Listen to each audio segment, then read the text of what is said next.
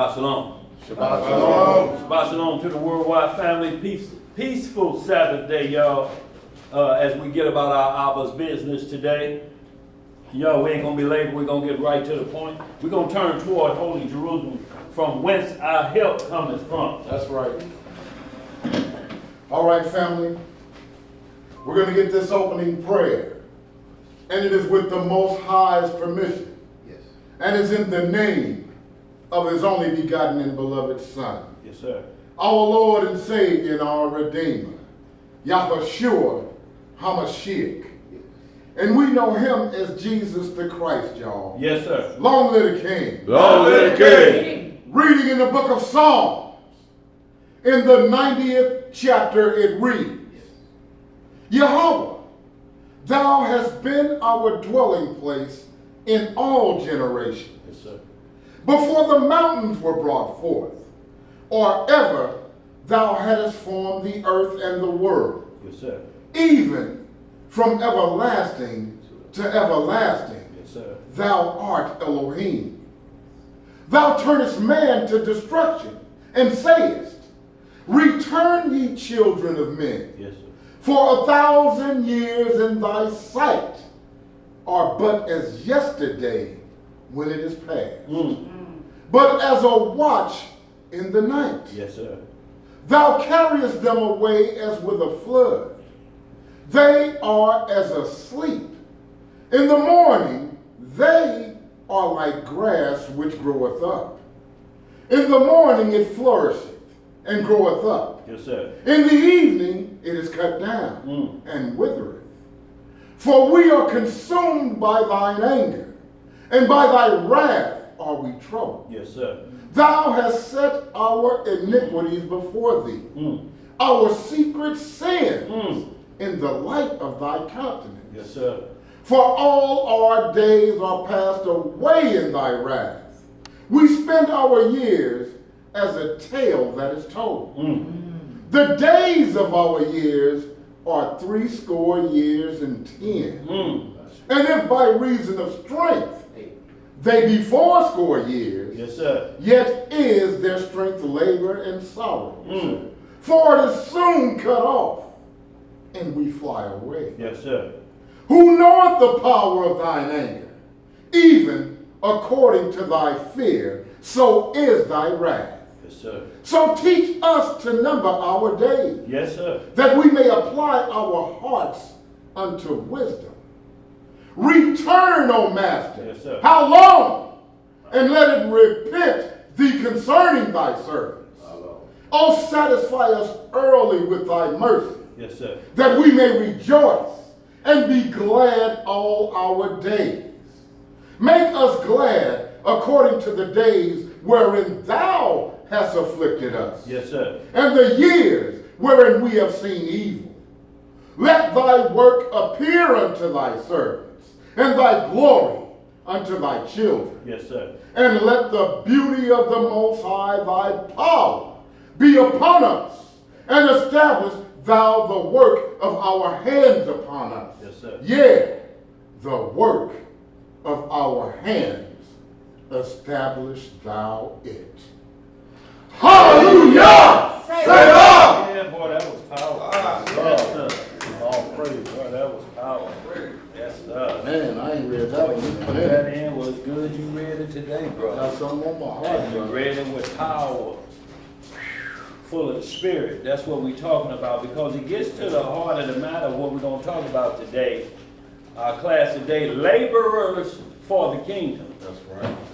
And what we want to cover today with this class is we're going to go to some Matthew 19, and we're going to deal with when the Most High went out and he has laborers who was just hanging around doing nothing to come and learn. Now, one person got picked up at the last hour of the day and the other one got mad. So we're going to find out today, can somebody get it at the last minute and make it in through salvation? Well, we know the thief on the cross. We're going to cover that in detail today too.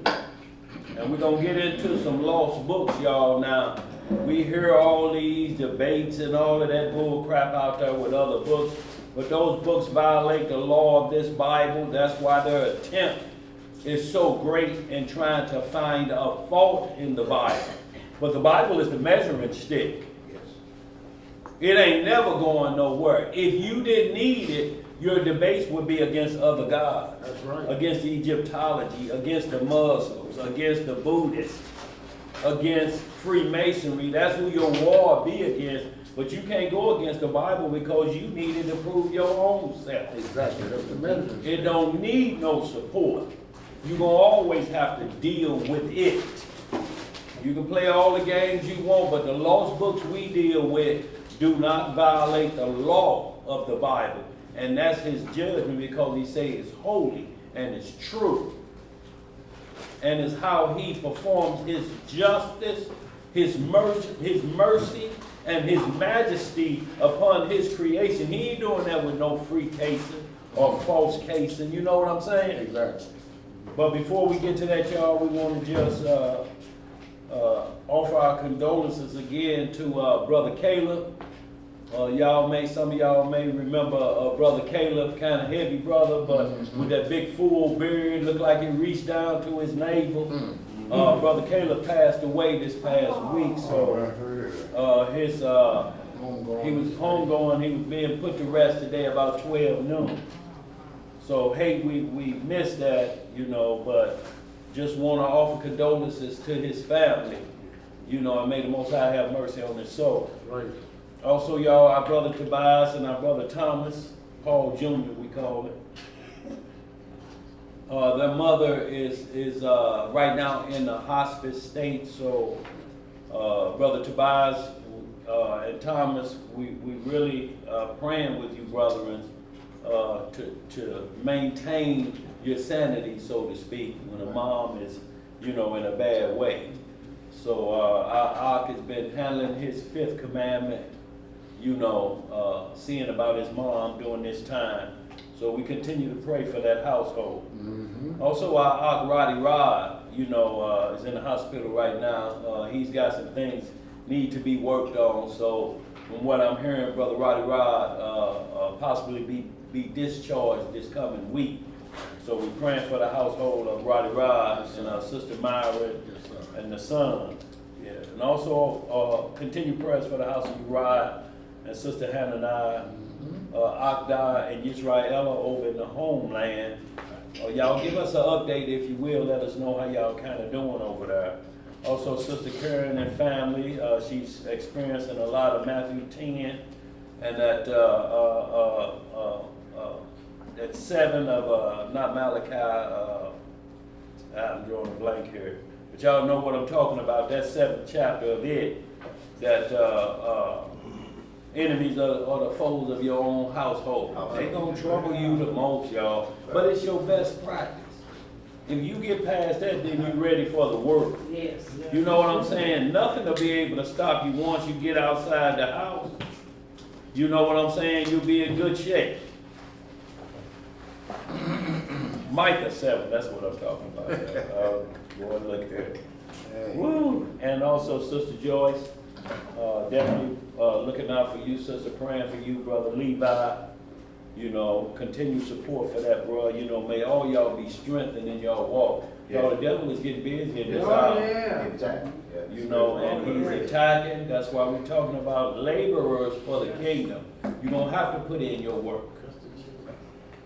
You know, and like I say, freely you receive, freely you give. So this ain't costing you nothing but your belief. If there is a kingdom, you're laboring for it. You're going to have to go through some things, y'all. And like I say, we wonder and we always say, well, these people just won't get it. Shalom, y'all. Y'all see this? Y'all did, didn't you? Okay, well, we got the youngster hitting out there. Did Joshua go out there? Yeah, okay. Joshua did. Okay. Sorry about that, mister.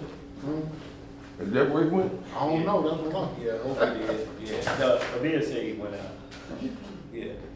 The Lord been encouraging me with the scripture, endure hardness as a soldier, for we shall reap if we faint not, knowing that our labor is not in vain. That's right. You need some more help out there, mister? We'll get that youngster right back there to help you. You more help you. Yes, sir. They'll help you. All right, right. Yes, sir. How you doing? This is from Brother Jacob. Jake, okay. Okay. All right. Yeah. Gotta endure. Got to endure, y'all. So, these times, y'all, we're seeing things that we ain't never saw before. So that's why the gave laborers for the kingdom. A lot of these things make people quit. When they start to see trouble, they give up. They throw their hands up. Shalom, sister. They'll throw their hands up and say, I done had enough of this. They like they walk off the job. Right. Well, you can't walk off the job on this one. This one is your soul, and as if it's everlasting, then you got to think, how do I get tired from everlasting? Right, but then they also just look for reasons, like if they allow somebody to create doubt Yeah. in what they Yeah. believe and what they live. You know, that's why the scripture in Hebrews 11:1 say, man, we have to have faith. Yeah. You know, and it's the belief in things not seen. Yeah. You understand? So if you allow somebody to get in your space and create doubt in what you wholeheartedly believe in, what drives your life, then what is your life worth? Boy, look here. If you can be easily swayed like that, I don't Easily understand. swayed. That means you're vulnerable to pitfalls, traps, Right, quick schemes, always a run with the crowd. right. You'll find yourself in that Matthew 13, the parable of the soul. Lasts for a minute, but it falls on stony ground, hard hit. It only lasts for a season, y'all. We're talking about laborers. We're Right. talking about getting out there, getting in the ground, grinding so you have fruit and vegetables and food for the coming season. Go ahead. It's like, this is just me. A lot of the brothers and sisters that's in this walk, they got a thrill for man and not a zeal for the Most High. Oh, And see, boy. and we looking for the truth. Yes. So our zeal is totally different. Right. Night and day. Yes, sir. He's a man pleaser. Yeah, see, they have zeal. They have zeal for the knowledge, but the truth, they so far away from it, they love it. And see, and this is what we have to understand. That's why there will be the rod for Israel. Right. Y'all have to understand that because he put all of Israel in captivity, not just the Israelites that know who they are. The ones who don't know, because we didn't know who we were at one time. So we come to understand that. So everybody gets to go to the rod to see where your labor is at in Israel. Because if it's going to be like Egypt, the whole house of Israel has to come out of the wilderness, so to speak. And they're going to meet at this location called the rod of correction. And that's where he's going to try you and see how you study to show yourself approved. At that point, it may be somebody that found this word out yesterday and get across that rod. I mean, it may hit them just like the thief on the cross. But believe me, it's just not that simple, so don't nobody play Russian roulette and try to just get in at the last minute. Think about what I used to hear, Right. and I'll just run that game. No, it's usually something going, Shalom, Emo. There's things going on in your life that may have happened when you was a child, that may have happened when you was a teenager. I'm talking about things that's been on your book, that's hid a multitude of sins for you. And that's what calls you at the end across the rod. Because a lot of times we've already tried and faced that hour of temptation and we just walking it out. If you'd have been to death's door, you know what that hour of temptation is like. When you truly in your heart know, I should not be breathing this air out here. Yes, sir. Boy, look here. You can't fear no evil because if you done been there, you know. And you just have to walk it now to the end. You just have to labor to the end. Right. Because you know that it was nothing that you did to change that situation that you were in. Yes, sir. When your life was Right there. in danger. Right there. You know, I cried out to the Most High and He answered you. I ain't Yes, getting sir. started. I know what Get you're me saying. started. Yes, sir. Don't start, bro, we need that. We ain't got no rubber leaders up here. I got Right, so we got to get going. Yeah, you do, bro. So, Zen, we got anybody out there? Any questions? I Any ain't questions seen out none there yet. Nope. for the family? Okay, y'all, we got a few scripts we're going to go over. We're going to get into the lost books of the Bible. So what we want you to do, if they can see this, right now, if you Google this on your smartphone, so you will have it, and we're going to read out of the lost books of the Bible. In this, we'll be able to cover most of what we need to go over today. But these books keep the law. And that's what we talking about. You be hearing about all these other new doctrines coming up, written by 33rd degree Masons and all of that foolishness, but they violate the law. Don't go in them. Don't even question. Don't even be doubtful. You know what I'm saying, bro? Exactly. If the law is damaged, then you don't have to worry about anything. But y'all, what I was saying about Israel as a whole, when we was in Egypt, he heard the groaning of Israel. And we have been there 400 years. A lot of us lost who we were as a people. So we didn't know then, but he hears all the people. He hears the Israelites that's crying out that don't know who he is. And look, we cry out for him.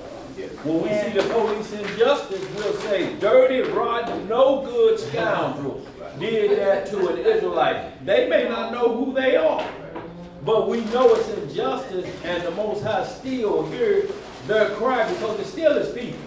Yes, sir. And he say, I'm going to give you a chance to know me.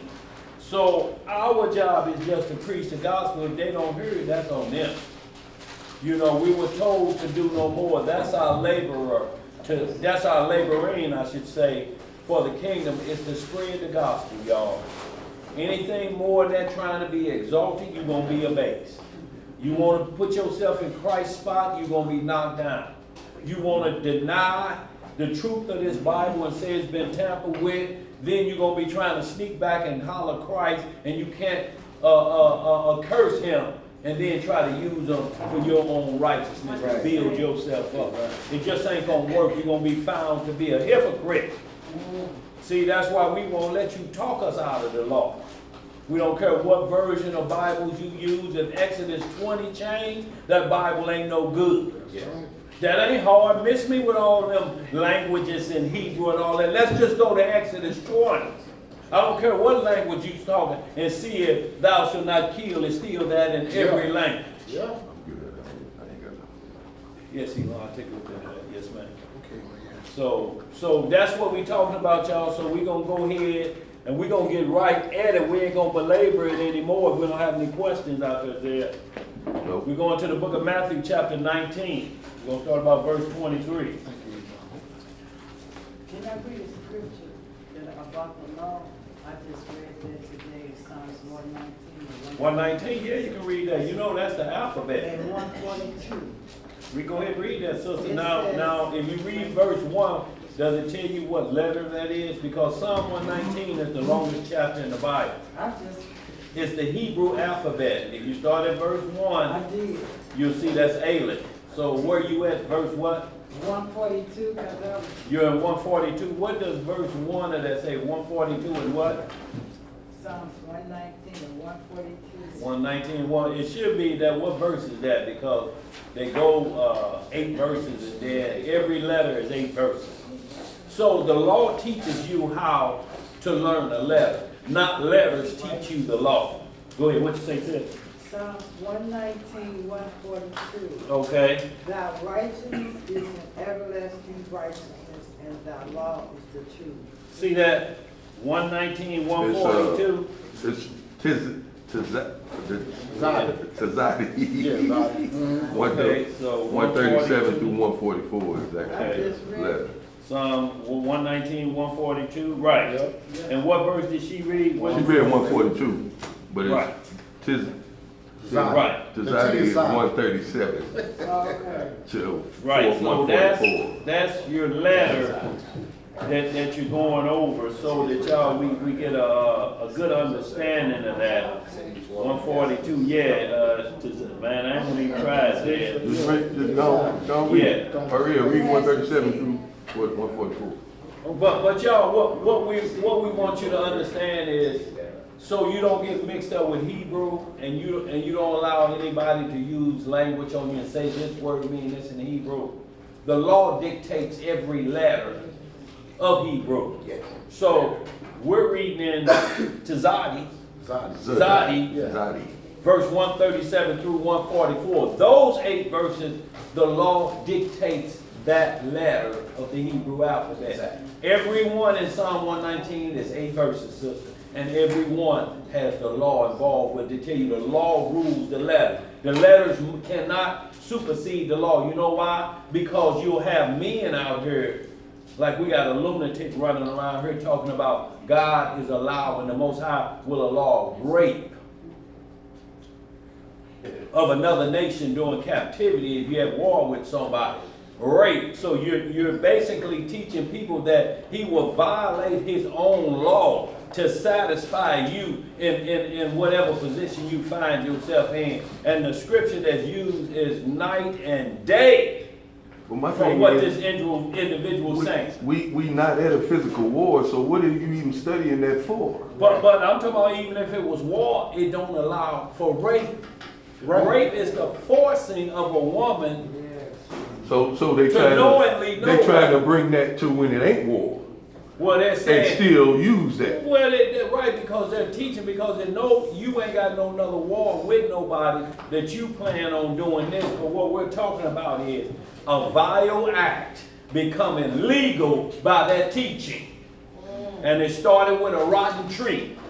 And that rotten tree taught that doctrine. See, But ain't nowhere in the Bible where a woman is forced and there ain't punishment. Right. David's son, David had 8 or 9 sons. I believe about 19 children total David may have had.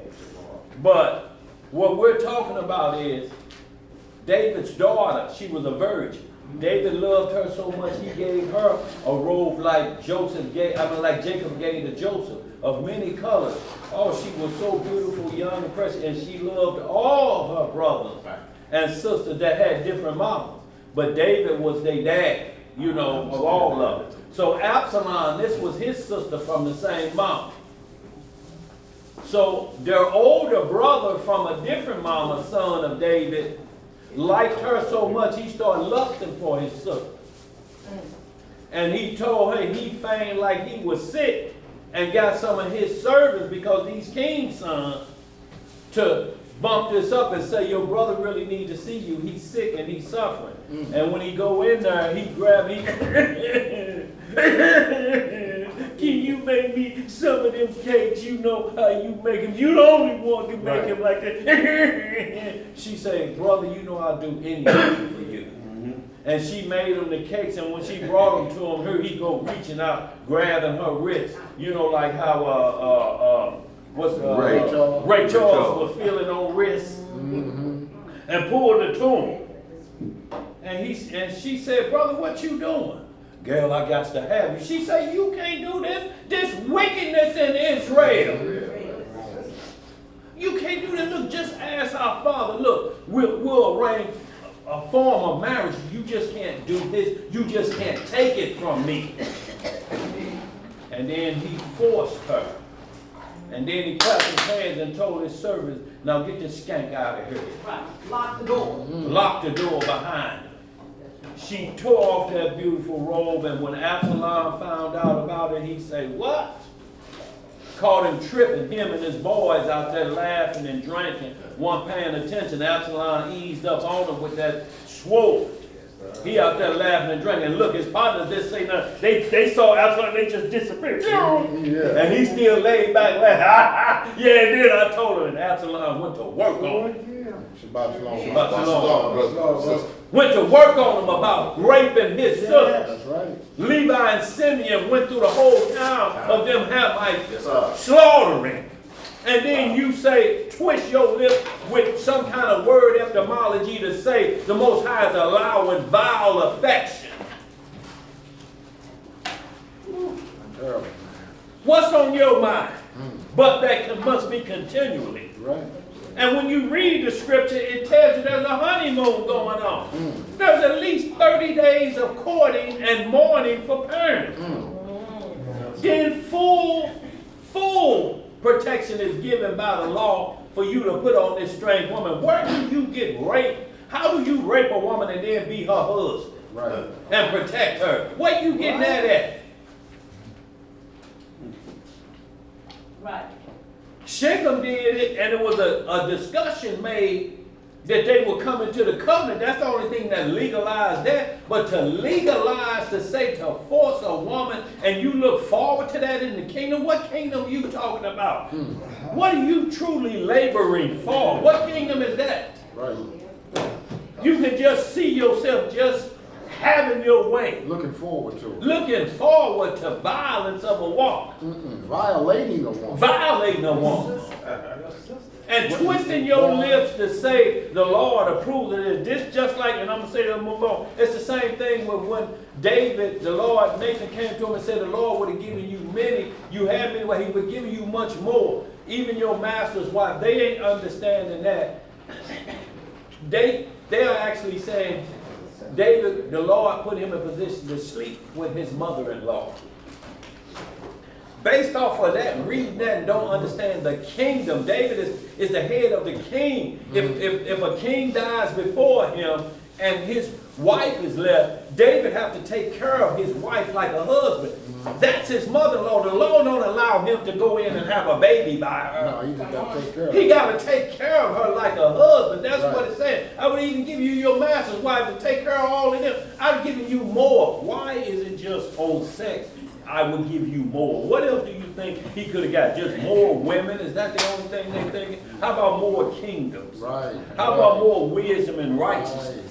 Right. But these men mine are locked on foolishness and talking about violating, and then these men usually have daughters. And their daughters getting older. Yeah. And let's see how you think if some wolf show his teeth. Yeah. Yeah. Now back on that Zodi, we read that Yes. Psalms at 142nd and 119. Yeah. But like Zeb was saying, to read the whole 8 joints. So I'm gonna read those eight verses of that Zodi. Okay. Starting at verse 137. Yes, sir. And it reads, righteous art thou, O Yahweh, and upright are thy judgments. Thy testimonies that thou hast commanded are righteous and very faithful. My zeal hath consumed me, because mine enemies have forgotten thy word. Thy word is very pure. What is it? Is very pure. Therefore, thy servant loveth thee. I am small and despised. Yet do not I forget thy precepts. Thy righteousness is an everlasting righteousness. Yes, sir. And thy law is the truth. What is that law? Is the truth.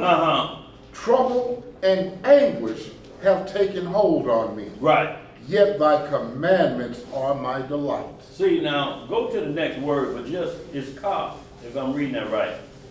Just read, verse 151 and 152. And you're going to see it's a continual pattern about the letters of the alphabet, the Hebrew alphabet. Go ahead, bro. Verse 151. Yeah. Thou art near, O Yahweh, and all thy commandments are true. What are thy commandments? Are true. Concerning thy testimony, I have known of old that thou hast founded them forever. How long? Forever. Y'all see, and this is what we're talking about. That's when the law rules the alphabet. Right. Don't get caught up in word etymology. Stealing it's going to be stealing in whatever language it come out in, because it's an action. You can't change it with a letter. How you going to change the behavior with a letter? And see, once they start changing it, they can continue to change Yeah. it. Then, what do you believe? This is the new and improved of the new and improved you had last week? Boy, look here. Come on, man. This is an absolute, dog. It's like ragu. It's in there. It's in there. You ain't got to look nowhere else. Matthew 19, verse 23. Y'all, what we're talking about is laborers for the kingdom. We're talking about true laborers, y'all. We ain't talking about nobody standing around with holding a pickaxe in one hand, holding your pants up, and the other hand holding a pickaxe. We ain't talking about that. Right. Those are not the laborers we're talking about digging in this word for thy truth, Yes, sir. for thy law, because it's thy truth. You have to labor to express that. Yes, sir. Because there's going to be a judgment day. I don't care what they say. That's right. Every idle word will be brought into judgment. What is it, Matthew what? 19. 19, Matthew. Yeah, verse 23. Go ahead, bro. Reading in the book of Matthew, chapter 19 Going to start the reading in verse 23. And this is going to lead us up into the laborers for the kingdom. Go ahead, brother. Then said Yeshua unto his disciples, Verily I say unto you, that a rich man shall hardly enter into the kingdom of heaven.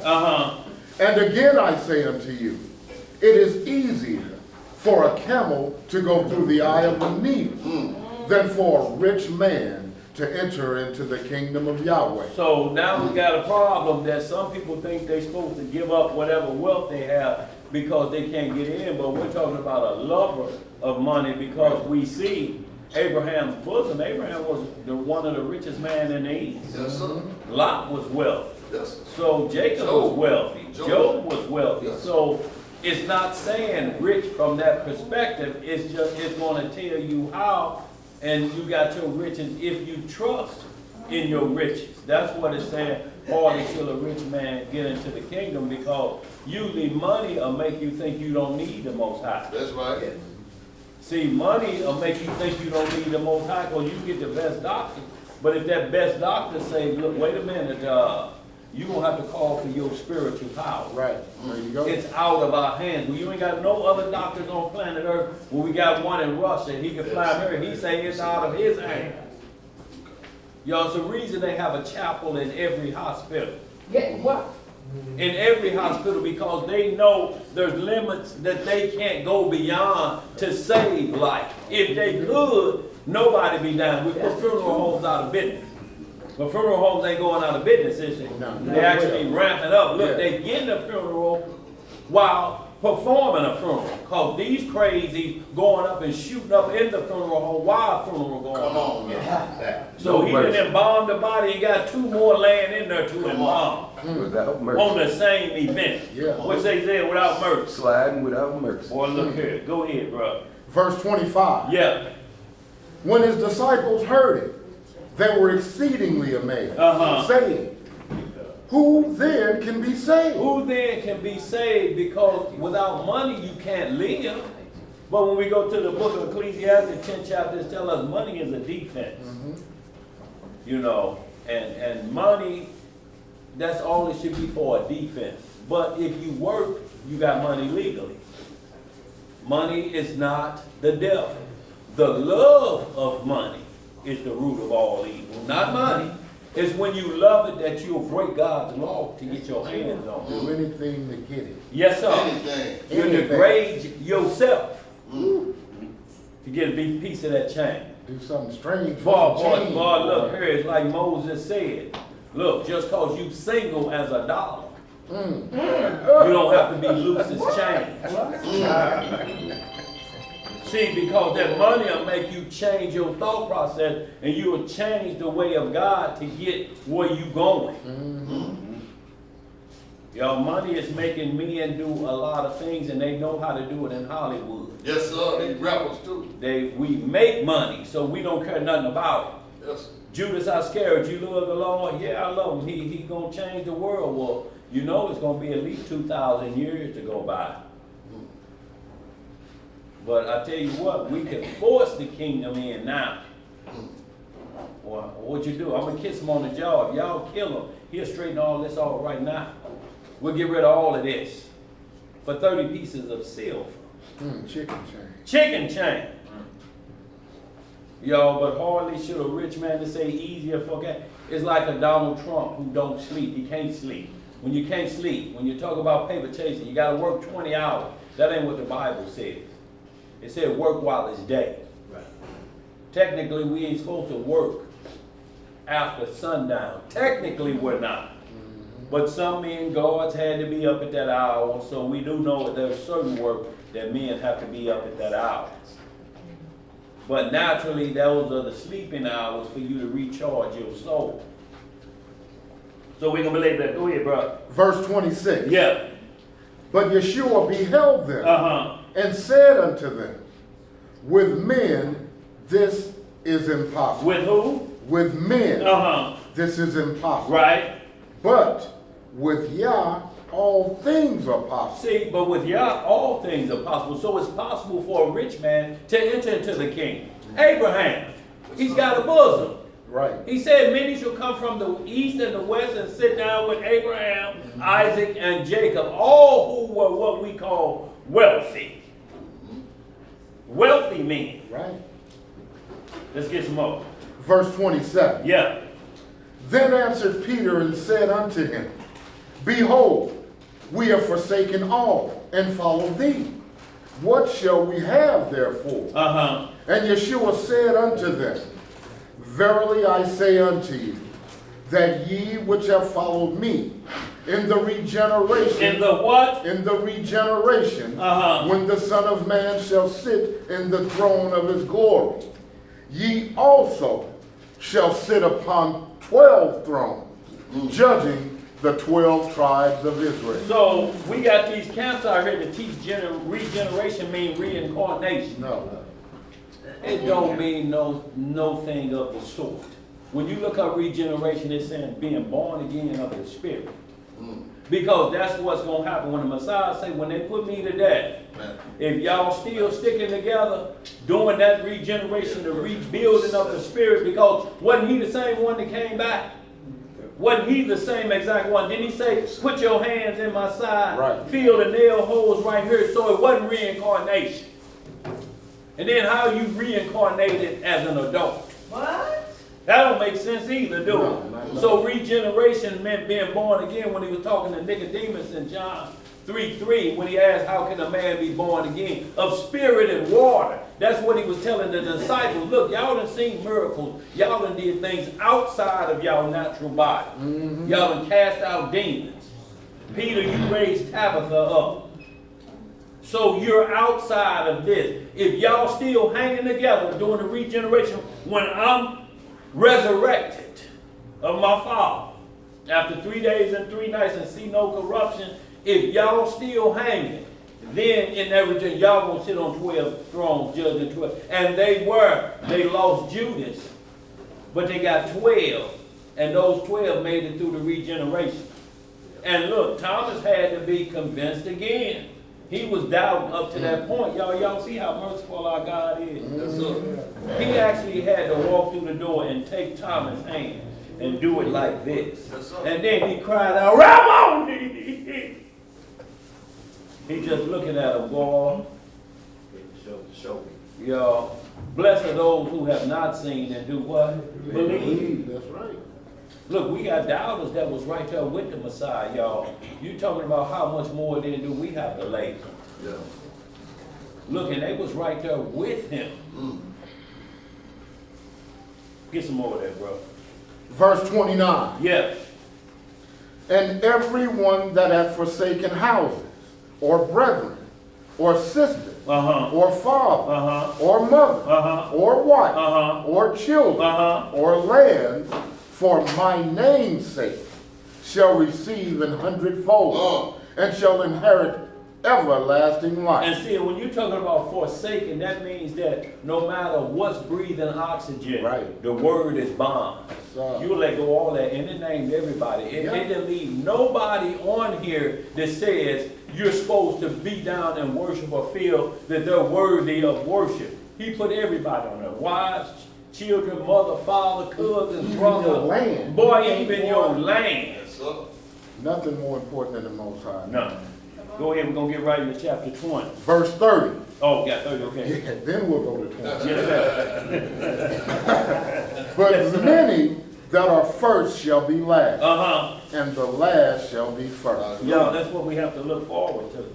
Because we in this captivity, we didn't put ourselves in this, our forefathers did. But we last and we going to be first. Hey, Brother Daniel. Yes, sir. Everybody in this class can attest to this. When you go to a funeral or you go to church, Uh-huh.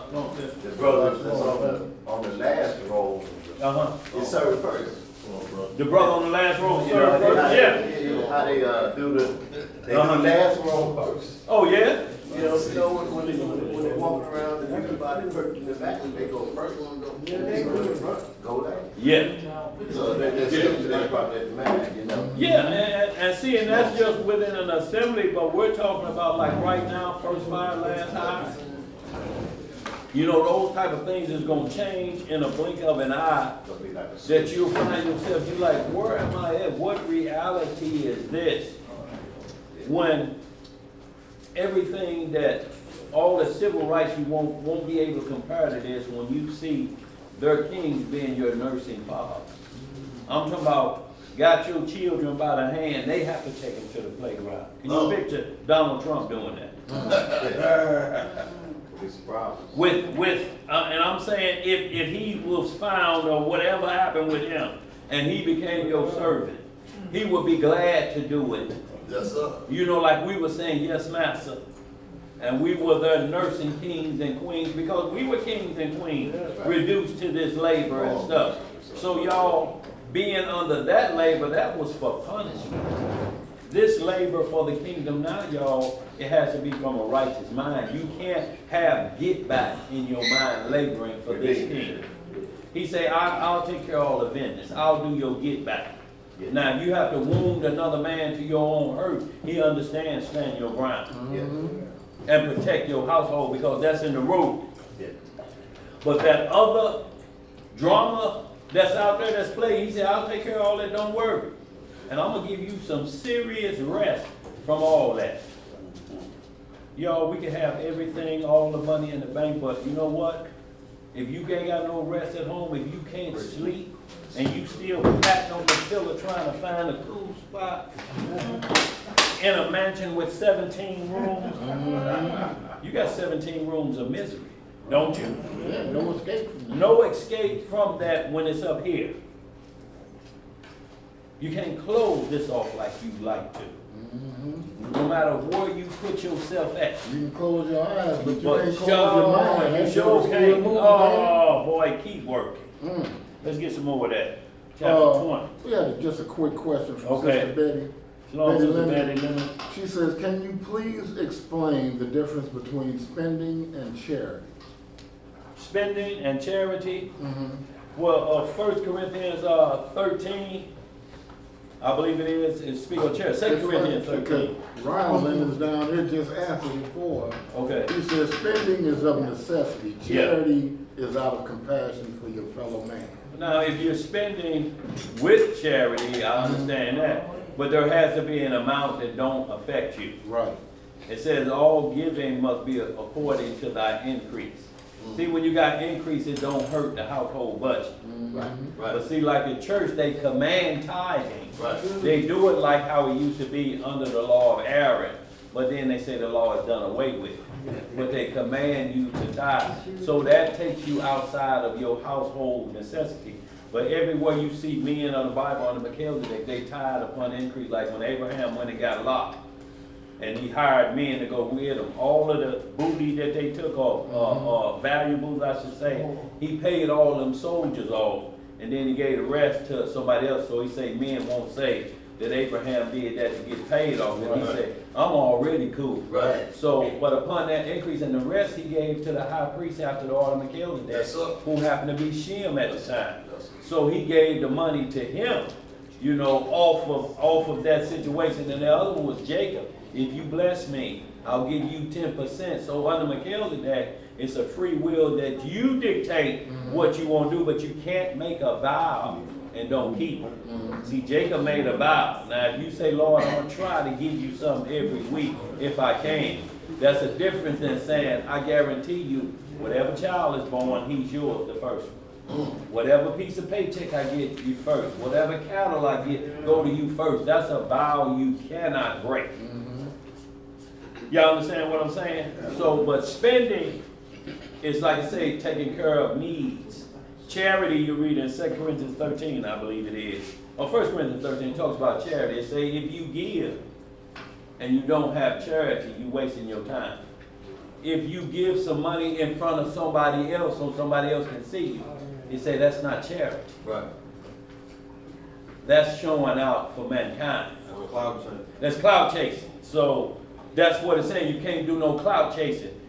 It's from a perspective of you don't let your left hand know what your right hand is doing, speaking. And so if you put this in your pocket with your right hand, your left hand should tell you when you pull this out, wait a minute, that's too much, don't give him that much. Well, you put it in that pocket. You understand? And then this hand talks it out, so you can't let this hand talk this one out. Now on the flip side of that, if you're using dope, you fool yourself with, I'm gonna put my paycheck in this pocket and only $20 in this pocket, then I'm just gonna spend this one. And I'm gonna leave my paycheck alone. Who you fucking with? Yeah, even dope on the boat. What you got, sis? So are we required to tithe? Tithing is a law. Let's get that understood. Numbers 10:20 and Nehemiah 10:36. Under Aaron, they were commanded to take 10% of whatever you did. If you made shoes, the Levites got 10% of shoes. So you were commanded to, the other 11 tribes, to take care of Aaron. Well, when Christ came in as high priest after the order of Melchizedek, we went back under the tithing system of from Adam up until we were in the wilderness and learned a different tithing system under Aaron. So I want you to think about that time, from Adam till the wilderness of Egypt. That was all Melchizedek. In the wilderness of Egypt, it switched to Aaron until Christ was crucified. Now it's switched back to Melchizedek. So they have different tithing rules. So that's why in the 7th chapter of Hebrews, Paul stated, Abraham paid tithes in Levi, and Levi is his great-grandson. But he paid tithes for his great-great-grandson even before he was even thought of. You understand what I'm saying? Isaac wasn't even born at this time.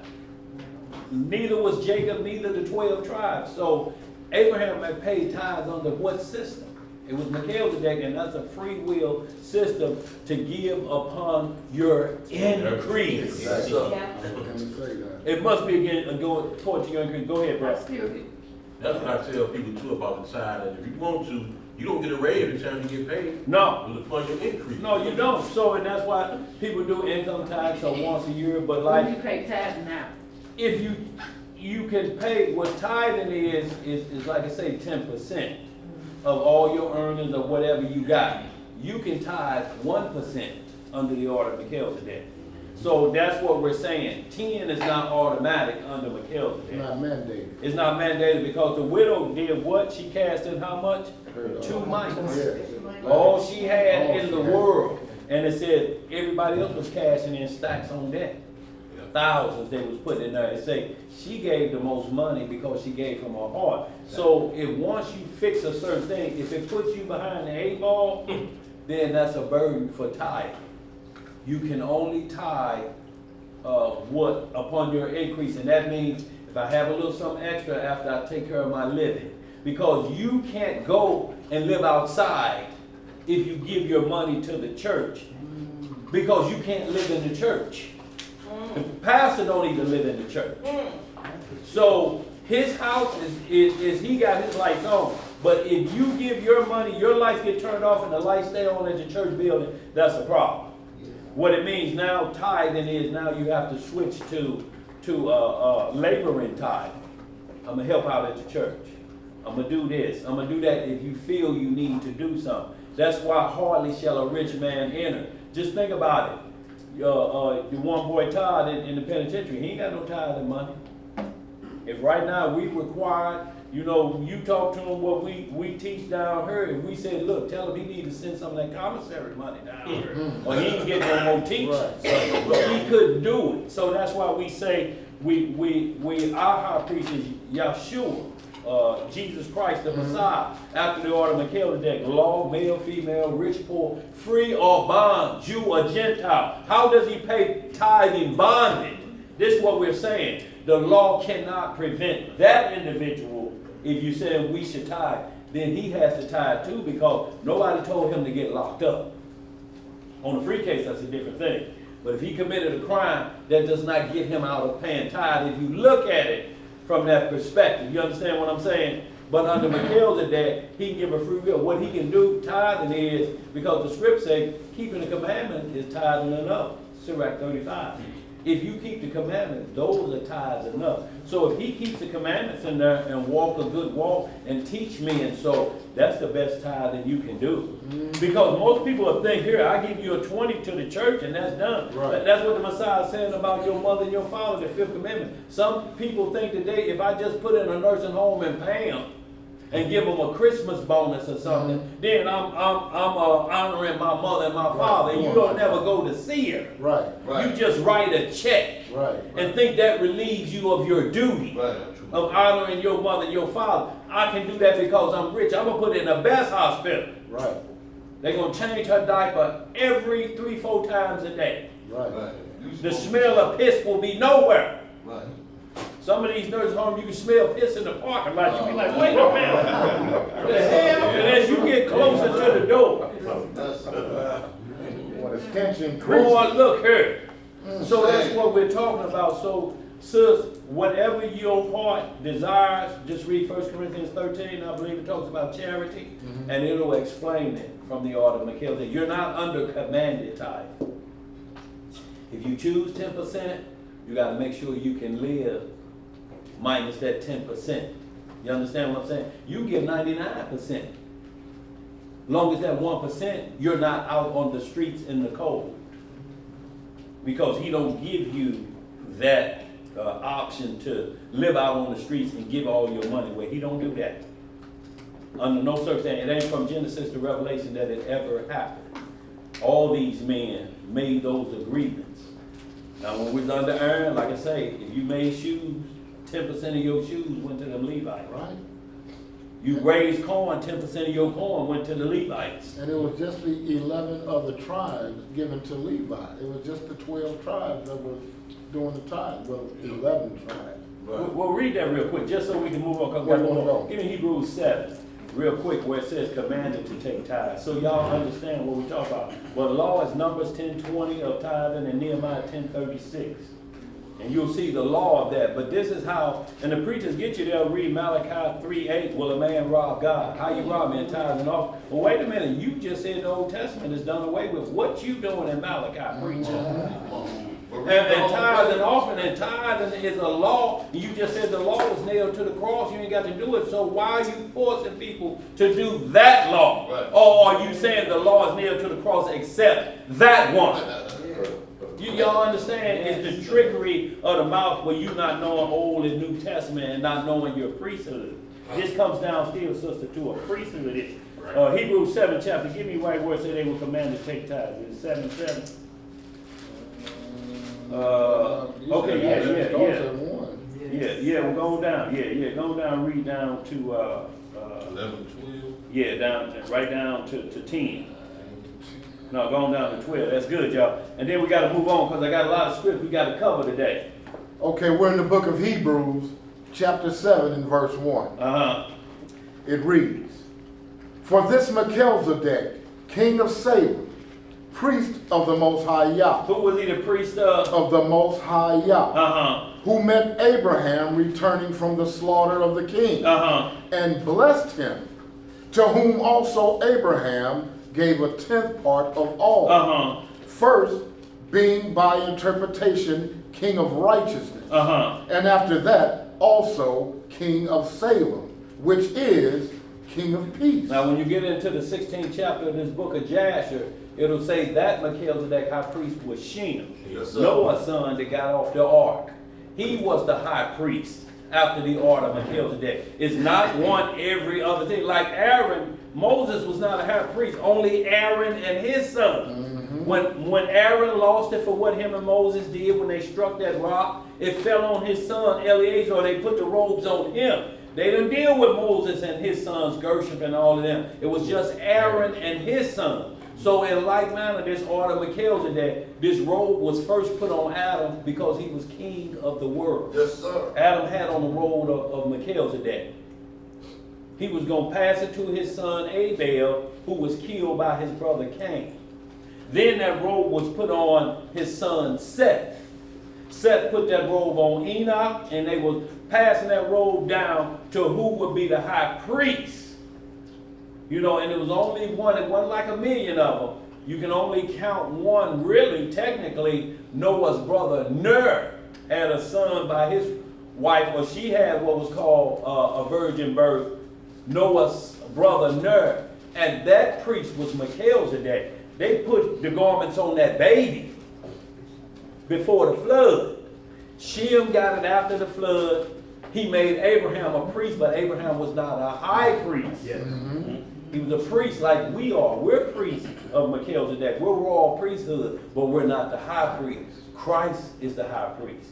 David prophesied it in Psalm 110 and Hebrews 7 say, thou art a priest forever after the order of Melchizedek. Nobody can take his place. You can't move in and out. Right. When he was crucified, he got that title for life. All we are is little Melchizedek priests. Brother. Right. We can't lord over each other. We can't have no brother pouring wine for this brother. Did you pour wine for the high priest? Wine bearer. Yeah, you run. Got that napkin over your arm and you on. No, but they're doing that in these camps because they don't know the priesthood. Right. But we are brethren, like I say, the 12 disciples. After regeneration, you sit on the throne, judging the 12 tribes of Israel. See, once they were disciples, but when they had supernatural, they moved to apostles. That's why they're called the 12 apostles.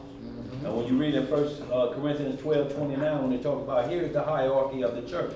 First apostles, then prophets, then teachers. So it's giving you the hierarchy in the church. An apostle then had a supernatural intervention. Dream, vision with supernatural. And they become apostles. Yeah. They done battled and chased off demons head on. They're apostles. Like Paul became an apostle because of what happened on the road to Damascus. A supernatural vision. He dealt with Christ himself. Why you keep kicking against the pricks, player? And y'all think about that. A toothpick out there, and you kick your toe on it, and then about 2 minutes later, after hobbling around, and it went under the toenail, you go back and say again, I'm going to kick that damn toothpick out of its position, and you kick it again, and it go in that toenail again. You know, like when you was younger, you crazy, you bump your head on the cabinet, and you hit the cabinet.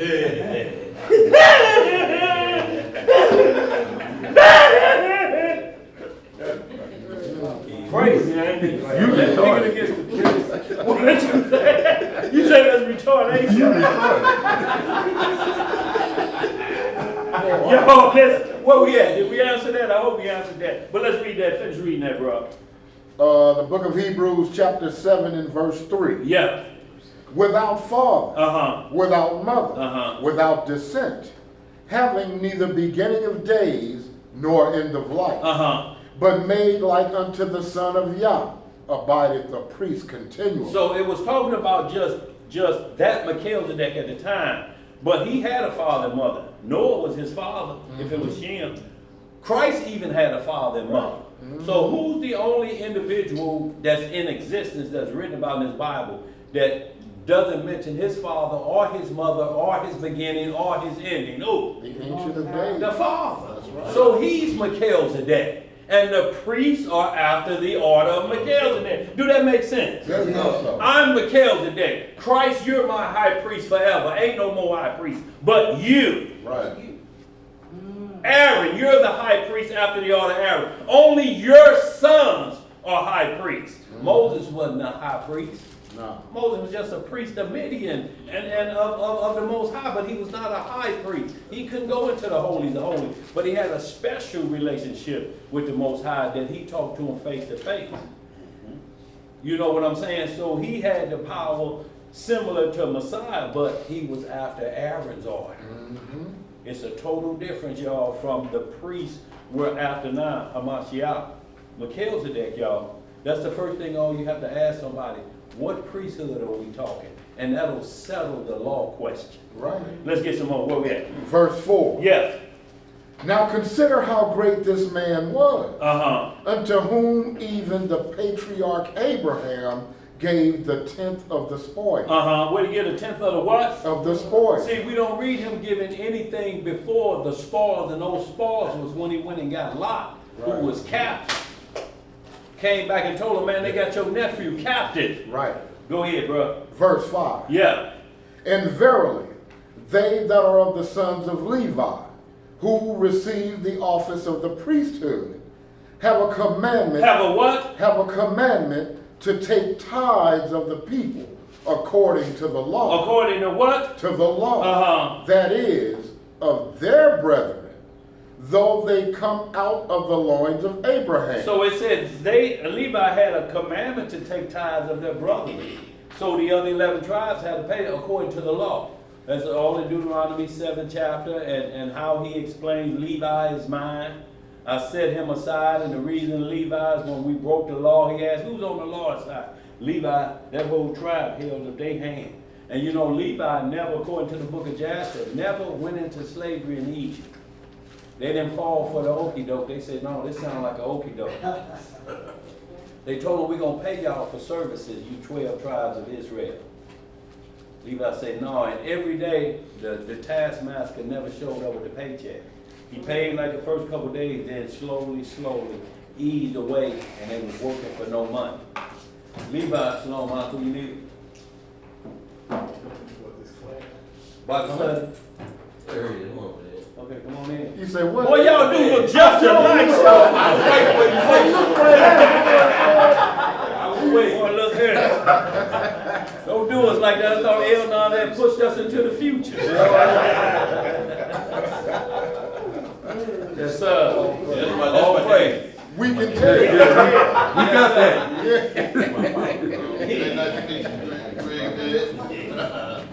Well, go ahead. Where we at? We're in the book of Hebrews, chapter 7 and verse 6. Yeah. But he whose descent is not counted from them received tithes of Abraham, and blessed him that had the promises. And without all contradiction, the less is blessed of the better. See, so now it's saying, but he who descent counted received tithes, because the order of Melchizedek, you don't know who the priest is or whatever it is. It doesn't count as like someone having to go sacrifice for your sins. You know, it wasn't that program. Melchizedek didn't do that. He wasn't an intercessor like that with Aaron. Men kept the commandments, and that's how you were straight judged. You know, the intercessor was always to believe in Christ, because Christ showed up in Genesis 18 and talked to Abraham. So we know they knew who he was. So after that priesthood, you go through him the same way. Abraham went through Christ when he had a problem. To the Father. Right. Go ahead. Verse 8. Yeah. And here men that die receive tithes. But there he hath received them, of whom it is witness that he liveth. And as I may say so, Levi also, who received tithes, paid tithes in Abraham. So how did Levi do that and he wasn't even born? What sense does this make, this scripture right now? Levi paid tithes in Abraham, meaning that it was already set up. Abraham had already paved the way, so to speak, for his great-great-grandson who was going to be Levi. Like you set up things for your children and grandchildren, is almost an inheritance, so to speak, that there will come a priesthood tribe to get things straightened out, get us after the promise. That's why it's mentioned about Abraham's promise. Remember he said 430 years, but your seed gonna go into captivity.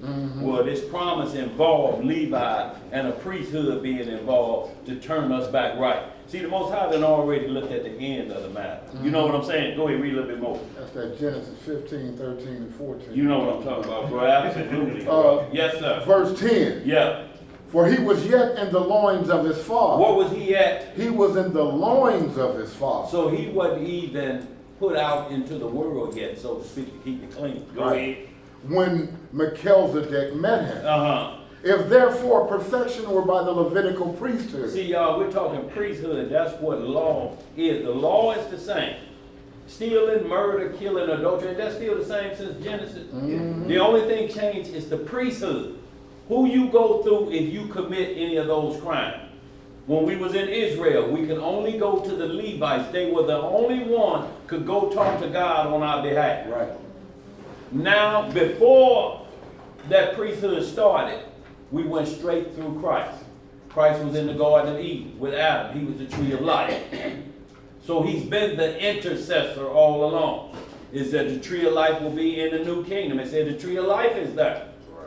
He's the lamb slain from the foundation of the world. You understand what I'm saying? Shalom, nephew. Verse 11. Yeah. From the top. Yeah. If therefore perfection were by the Levitical priesthood, for under it The people received the law. Uh-huh. What further need was there that another priest should rise after the order of Melchizedek Uh-huh. and not be called after the order of Aaron? So if it's saying that Aaron, if those laws, if that priesthood was perfect, we shouldn't even be mentioning Melchizedek, period. What do we need another priesthood for? Go ahead, it'll explain itself. Go ahead. For the priesthood being changed. What was the priesthood? Changed. Uh-huh. There is made of necessity a change also of the law. See, and the law change was what was already written in Deuteronomy 18. Moses said another one's coming. Joshua said it. The captain of the host is coming. That's who we bow to. So it was already in the law that Christ coming. Genesis 49. Judah would have the scepter until Shiloh come. So it was already prophesied in the law that Christ was coming.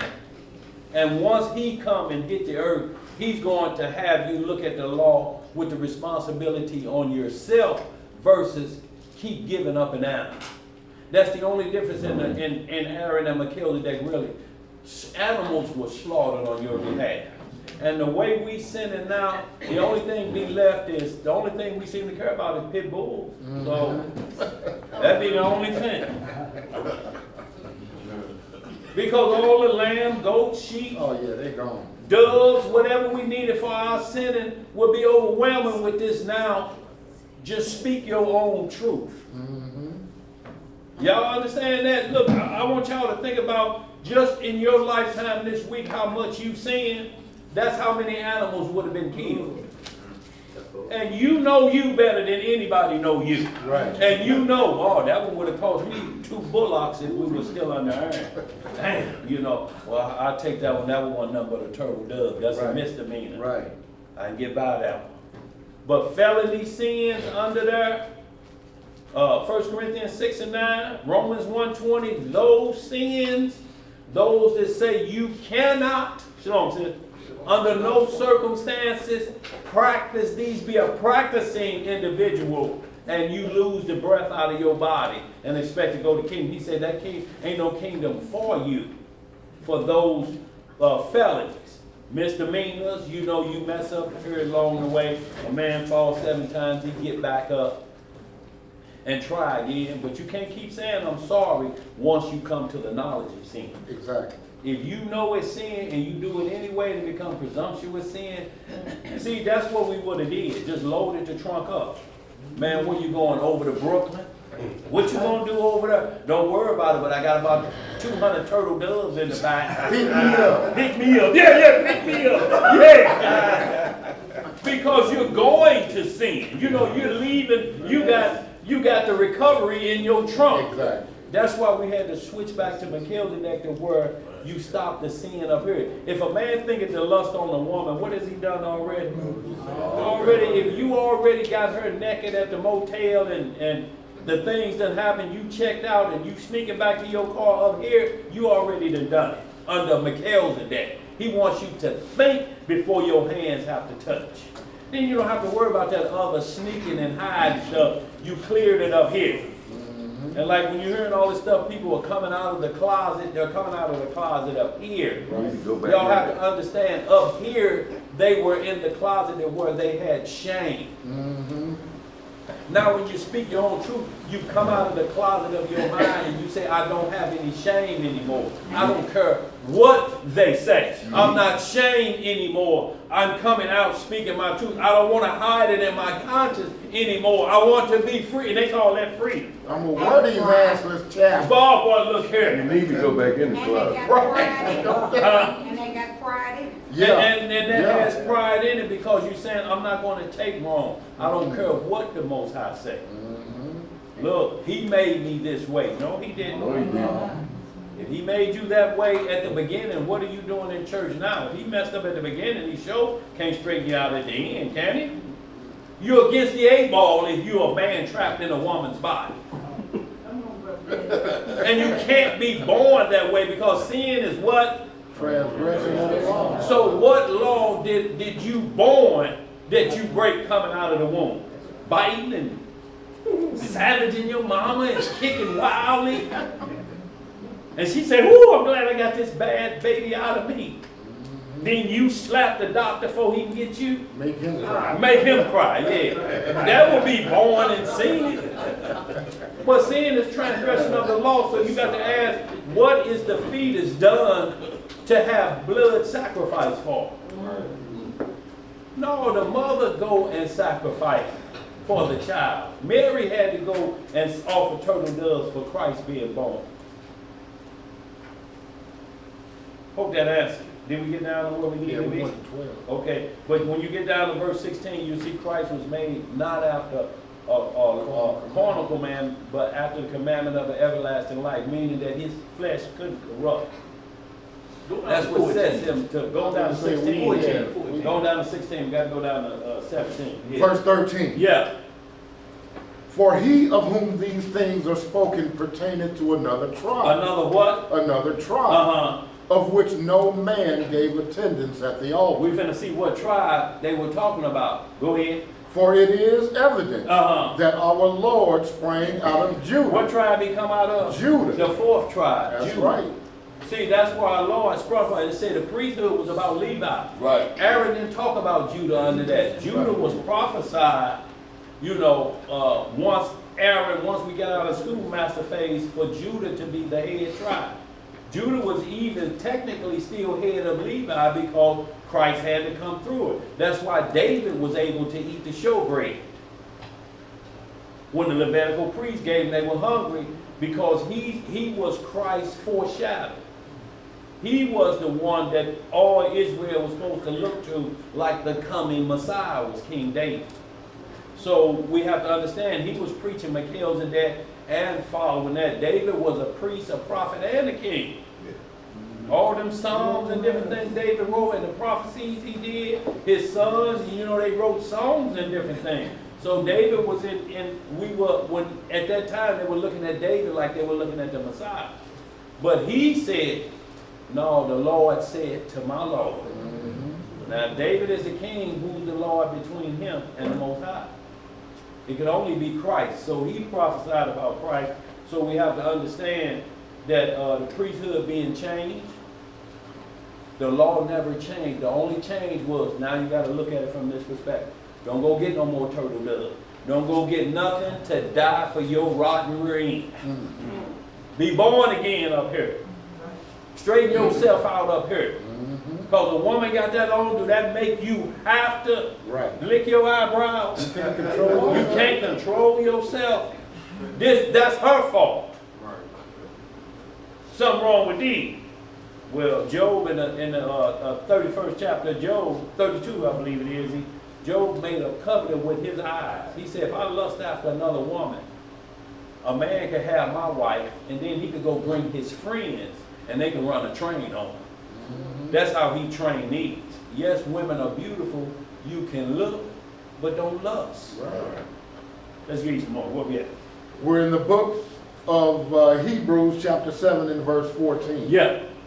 For it is evident that our Lord sprang out of Judah, of which tribe Moses spake nothing concerning priesthood. Uh-huh. And it is yet far more evident, for that after the similitude of Melchizedek, there ariseth another priest, who is made not after the law of a carnal commandment. Not after the law of Aaron. Go ahead. But after the power of an endless life. For he testified, thou art a priest forever, after the order of Melchizedek. Y'all see that? So that's what Christ was, a priest after Melchizedek. This is the problem that everybody's having. Nobody knows the priesthood. If you just ask anybody you discuss it with, which priesthood are we coming from first? Melchizedek or Aaron? See, and then you don't have to keep hearing, well, that's the schoolmaster. Paul say, well, we under some master. Who is the master we're under now? And what's his priesthood status? Matthew 23 called no man reverend, no man rabbi, no man holy father, for one is your father. One is your master, one is your teacher. He's the high priest in between God and man. He's the intercessor. Like the Israel told Moses, you go talk to God for us. He scares us to death. Moses said, I can do that. And he said, they answered well. That's well on them to answer that. They should go through you. But they got next to Moses, complaining. Like we complain now and say, can't nobody keep the law. Just ask them which one. And watch them go on like, which one can't you keep? Point to them. Ain't nobody sacrificing no bull. You ain't got to do that. That's over. Hebrews 9 explained that. So what's the law you can't keep? What can't you stop doing that's against God? What is it? Can we give verse Go 1 ahead. and 2 of chapter 8? What says this? Can we give verse 1 and 2 of chapter 8? Yeah, we can, sis. Go ahead. What you want to read before that? Go ahead. Yeah. Verse 18, we're going to read this on out. Yeah. Verse 18. For there is verily a disannulling of the commandment going before the weakness and unprofitableness thereof. Uh-huh. For the law made nothing perfect. What the law do? Made nothing perfect. Uh-huh. But the bringing in of a better hope did. Uh-huh. By the which we draw nigh unto Yah. Because the law never made none perfect, because if you just did the law, like you didn't break the Sabbath or you didn't do things, but your heart may not be true like Abraham. You understand that you may be put in a position you can keep the law like the rich man. He said, all these have I kept from my youth. He said, well, now go sell what you have and follow me. Let's get on the right train now. And say he went away what? Yeah. Because of what? That paper. See, that paper make you keep the law. See, if right now every one of us got a windfall, 5 million apiece, it'll be some smiling going out that front door. Now I know what we believe, but you know it's gonna be some birds lifting Monday. You understand what I'm saying? Whatever's closed tomorrow, gonna hear from you Monday. So y'all, we understand that from that perspective. But now if that flips and the government say, if you take the mark of the beast, you can smile like that too. We'll give you everything. We just want you to put this mark on you telling us you don't believe in that God no more. And we'll do the same thing he say he gonna do. What you gonna do? This the dilemma where we're at. You understand what I'm saying? Laboring for the right kingdom. Because these earthly things gonna go away. And guess what? You earthly, you gonna go away. You gonna sell your soul for what's carnal versus what's eternal. That car gonna go away. It may have a recall. That house, if you don't pay the taxes on it, you're gonna lose it. Flood waters, tornadoes gonna come in. So you stocking everything down here on earth versus the kingdom where it tells you it don't wear out. And I tested y'all. I'll put y'all on a pair of shoes that lasted for 40 years. And the heels never run over. Right. I gave y'all bread to eat, and y'all didn't have to go make it. Y'all didn't even spend a quarter for it. I'm showing y'all on earth, and y'all witnessed it and wrote it down of how I'll take care of you. But for some reason, we got more faith in Deerbergs and Snooks and Jim Lynch Toyota. But it's understanding for the flesh. It just can't overpower the spirit. It has to be the other way around. Because the spirit is the law. The flesh lusted. And it will keep doing it. That's that 1 John 2 and 15. Yes, sir. You know what it said. Go ahead, finish that out. Verse 20. Yeah. And inasmuch as not without an oath he was made priest. Uh-huh. For those priests were made without an oath. Uh-huh. But this with an oath by him that said unto him, the Lord swear and will not repent. Thou art a priest forever after the order of Melchizedek. So what it's saying is Aaron was never told you're going to be the priest forever. Right. His son Eleazar was never told you're going to be a priest forever. And the one that followed after him, y'all going to fall off. But there's only been one individual that David prophesied and Paul is prophesying here that will be a priest forever. It ain't going to change. It don't move. Right. We can't bargain it out. You can't have somebody come on the scene and get rid of it. It's there and it ain't going to change like the promise of Abraham ain't going nowhere. The law cannot disannul the promise. It tells you that in Galatians 6th chapter. The law cannot disannul. And what we mean, whatever Aaron and what came under that, the promise was before Aaron, wasn't it? Didn't Abraham get the promise before Mount Sinai? It's saying that what was given to them cannot disannul. And this is what we have to understand. What was given us mostly in the wilderness were laws that were added for transgression. Like the fringes. We talk about rocking our fringes, but that came from disobedience. Do you know from Adam up until that man picked up them sticks, we never wore fringes? So you got to be careful when you champion worm. Yes, our custom, and we should let people know we are set apart people. But if you have to look down at a piece of material to remind you of the law, that's going to be a problem. That means it ain't up here. Right. Well, see, that's part of it because it was to remind you of the law. Yeah. But we look at it like, oh, you ain't got your fringes on, you ain't right. Right. And that ain't what it was for. And that's a problem because we got thrown out of Jerusalem with fringes on. Right. Every one of them pictures you see the Babylonians marching us out, what do they have on their garments? Fringes, going into captivity, about law breaking. And still law breaking. And still law breaking. Yeah. So your fringes ain't saving you from No, nothing. they can't say it. Even with my fringes on. Go ahead. Verse 22. Yeah. By so much was Yeshua made a surety of a better testament. A surety of a better testament. When we get into Sirach 29, it tells you what a surety means. It means a cosigner. It says he was made a better cosigner because he gave his blood one time. And he did y'all a favor. You can just go through him and we'll save animals and yourself. A better surety. So you want to understand surety, get in the Apocrypha and do Sirach 29. It's going to explain what a surety is, a cosign. It tells you what you can't cosign above your means. You can't be driving a Pinto, Ford Pinto, that's before the Focus, ain't it? Yeah. And you co-sign for somebody a Range Rover. What's wrong with you? Dog, yeah, my credit is pretty good. Your credit may be good, but you only make this much. If he miss a payment, guess who the co-signer is? They gonna take your Pinto. Boy, look, they gonna take your Pinto. Boy, that's gonna be trouble, ain't it? And you calling, man, hell, I didn't know y'all, hell, you talking about your credit score, hell, I thought you was working at Anheuser-Busch. And you a manager at Family Dollar, you know damn well you couldn't pay for no Land Rover. Not even Family Look here, Dollar Tree. boy, look at Dollar Tree. Slow, how you doing? Come on in. So y'all, what we're trying to get understood is that we have to be extra careful, y'all, whenever law is concerned and what the priest is, y'all. Because Christ is a better surety, and I want y'all to understand, he made his John, who was in his bosom, a surety for his mother.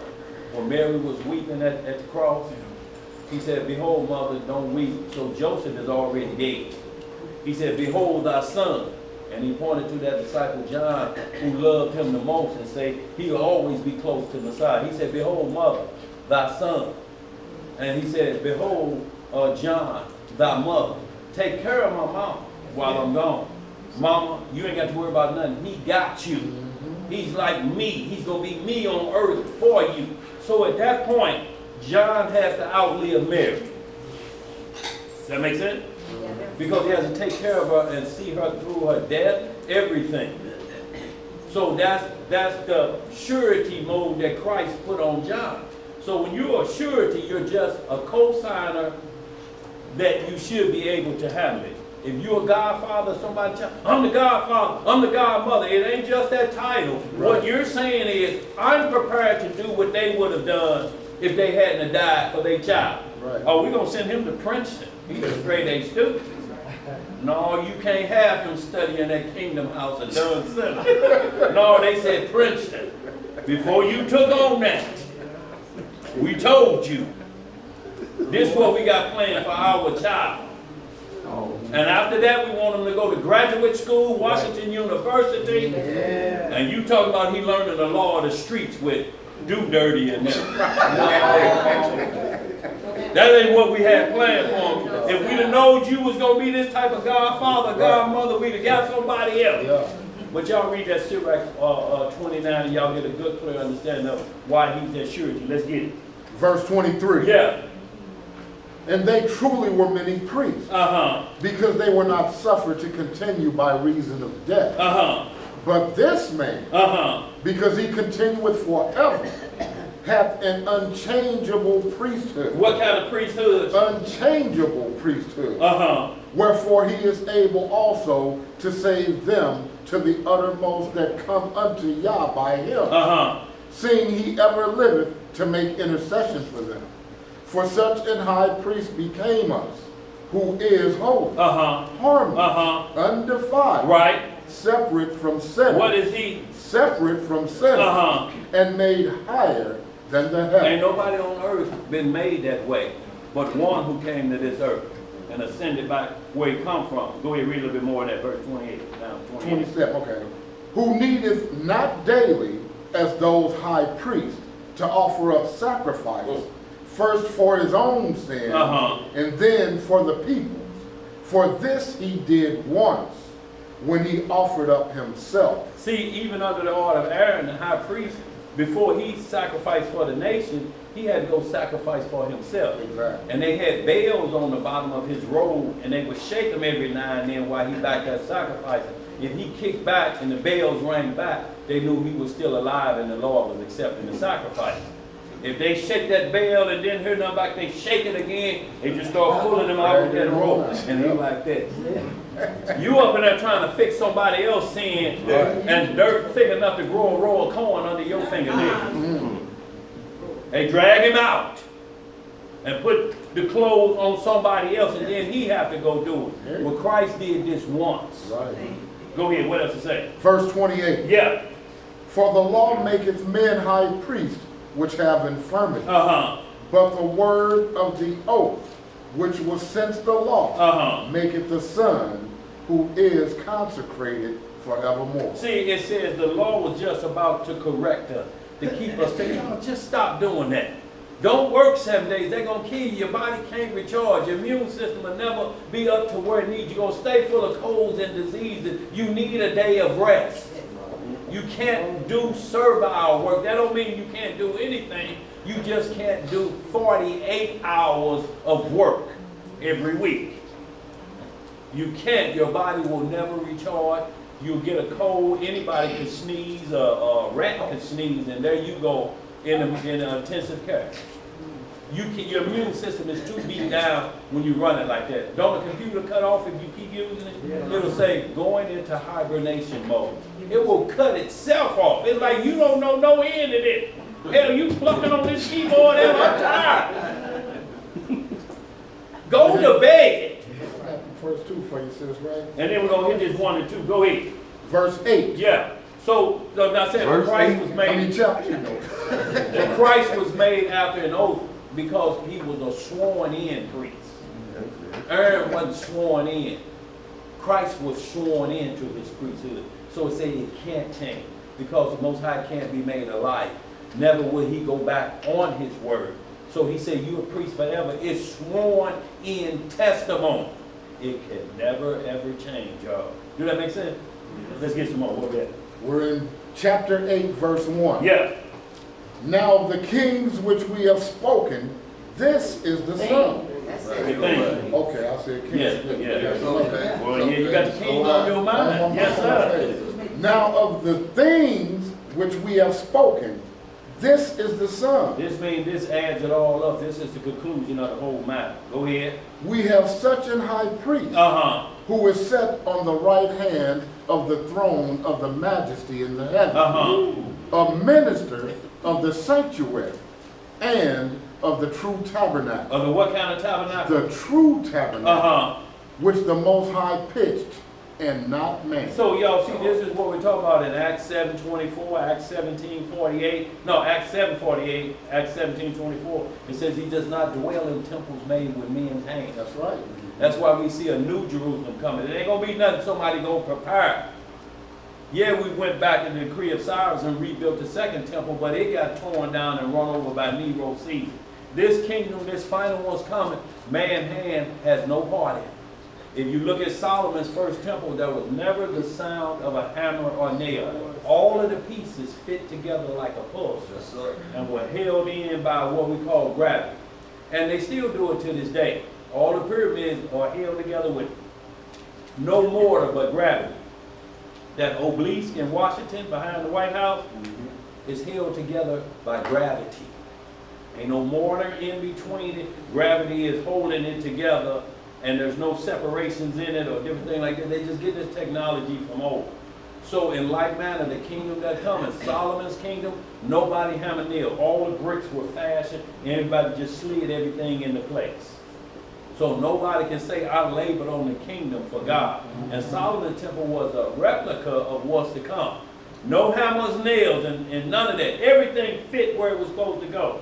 That's what the kingdom of the Most High is like. So men can't say, you know, you see that corn up there, that corner piece right there, guess who put that in? You're looking at it. Well, you. Right up. Yeah. Why you think he chose me to do that? Because I'm special. No, you ain't. Right. Then we're going back to the book of Matthew, and we're going to be reading in the 20th chapter. Yes, sir. And y'all, what the lesson is today, laborers for the kingdom.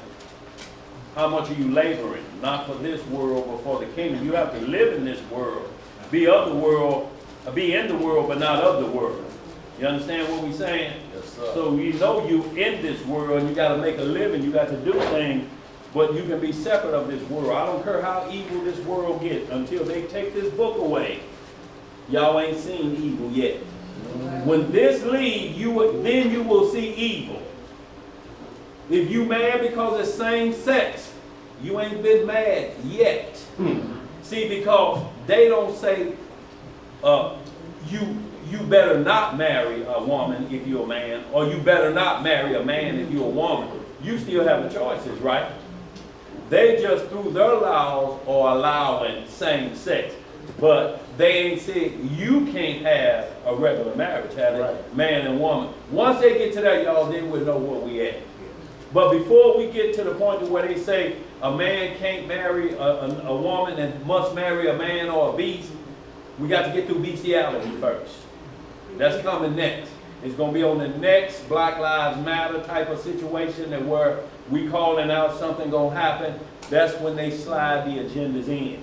Whatever civil rights we want, always gay agendas or same sex or something of that nature slides in, so you vote on both of them. We'll give y'all what y'all crying for, but you got to allow this wickedness to come in. That's the trade-off. Go ahead, sis. It was in the news a couple of weeks ago that there was a couple that were caught having sex with, I think it was a dog. Yeah, it's still, see, right now it's still against the law in some states. Some states is legal. But it's going to become legal because as long as people are saying, I choose to feel like you can't, if I want to be a woman, you can't call me a man anymore. So it gets to that point, if my lover is a horse or king or queen, the dog, then what are you to say to me? They need love.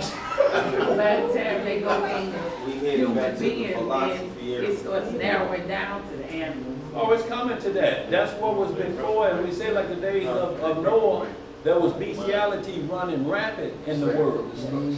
There were half beasts and half men that was roaming the earth. Most of them died, and they be sterile though. They can't reproduce. They can never reproduce. Like a mule is the product of a horse and a donkey. You get a mule, but a mule can't reproduce. It's just a burden bearer. It dies out, and they may create another. So y'all have to understand this is coming tenfold to the world. And it's going to start first with robots. Once you start marrying your robot, because they're giving robots rights. In Saudi Arabia, they already approved the robot marriage. You can Google it right now. Woman marries robot. How it go, a man marries robot in Saudi Arabia. These robots are getting so defined, y'all. And people going to be running to them, you know why? Because they don't talk back. Right. You get the Serena Williams 3000 model, she ain't talking about, just play tennis. Y'all see some sweet potatoes and some greens over here off the wall.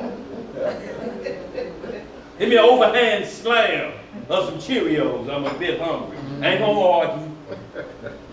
None of that. Men, you don't want to work, you're going to be in trouble.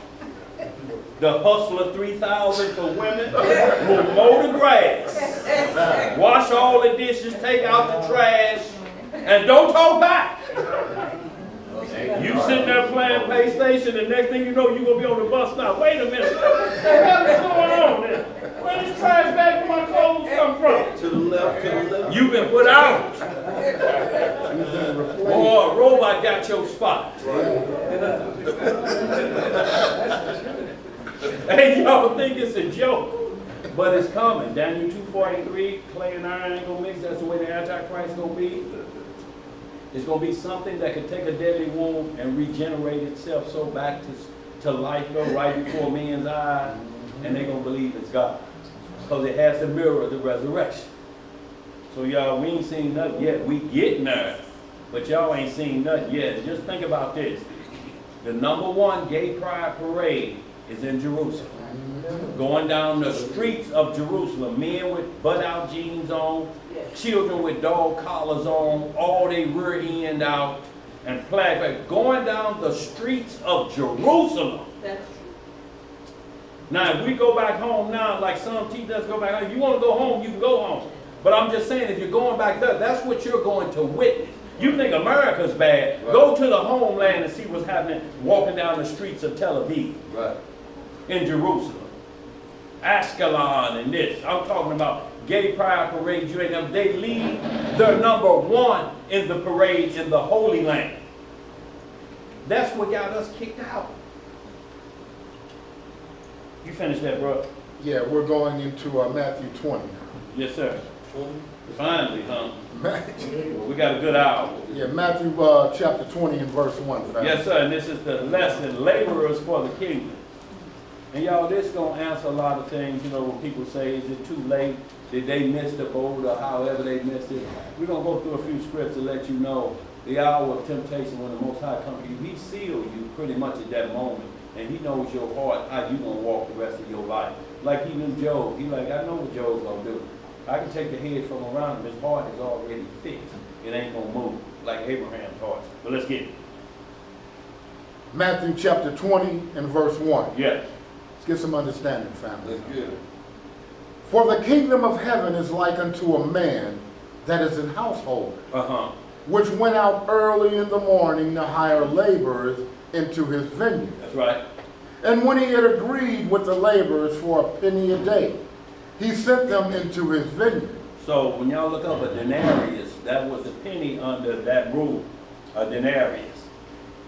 So you see what he hired them for. That we just see penny in English, but it was a denarius. That was the Roman money at the time. So he asked, will you work this per hour? You know, so to speak.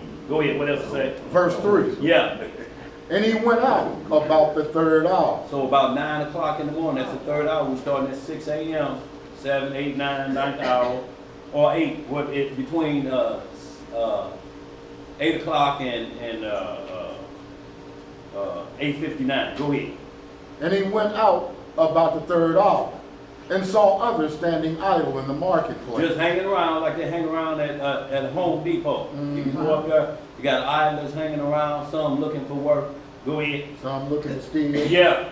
That Idle. my weed eater. An idle line is what? Boy, they got They you. got me, man. Boy. Hurt, man. I know it, man. They Hurt, man. strike quick. They got the Take baby a face working man Hebrew. tools. you Boy, know? the baby face Hebrew wanted some chips and a soda. He said, I shouldn't go in there. I'm going to wait till my partner come out.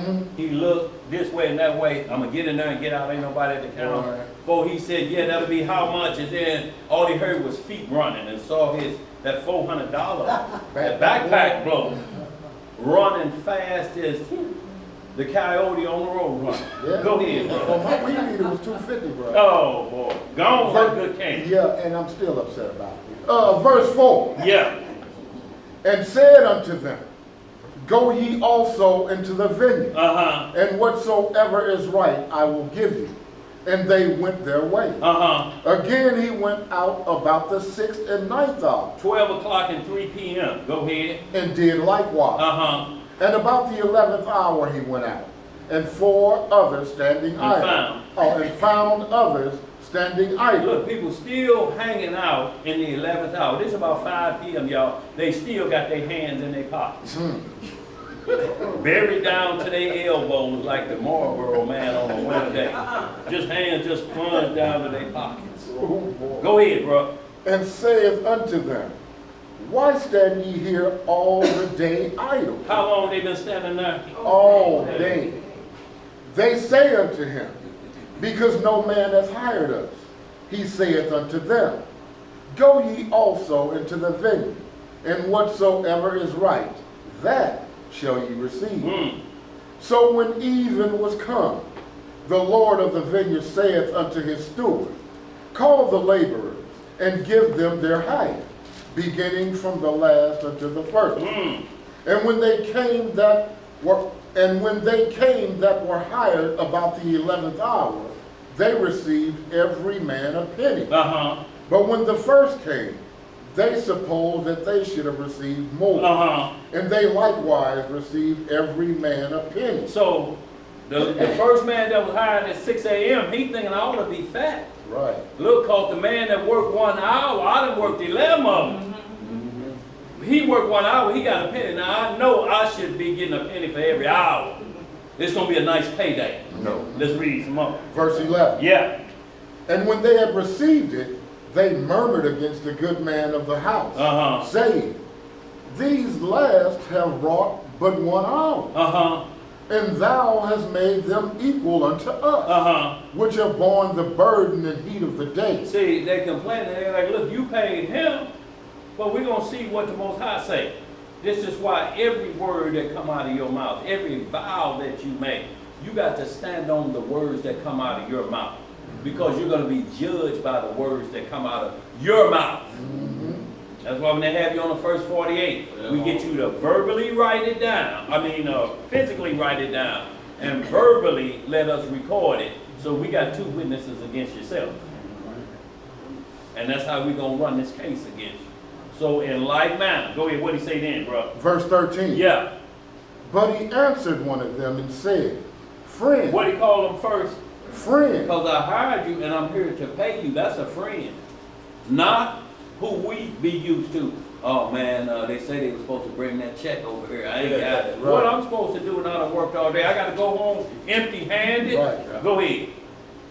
But he answered one of them and said, friend, I do thee no wrong. What did he say I do? I do thee no wrong. Didst not thou agree with me for a penny? Ain't that what you agreed to work all day for a denarius? That's what you agreed to. It's like if we get a job now, we need a job so bad, and they say, are you willing to work weekends and holidays?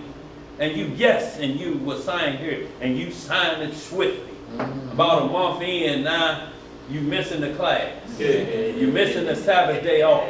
Now you kind of tell you, come on, I quit that damn job. I'm sick of working on the Sabbath. I ain't gonna be breaking God's law. Oh, you go this how you gonna do it. So now you're gonna fall in the 1 Tim 5, you're gonna become an infidel because you can't take care of your household because you done quit your job that you agreed to work on the Sabbath. Right. Instead of telling the Father, Lord, please fix it, that they'll let me off of it or switch a day for me. Right.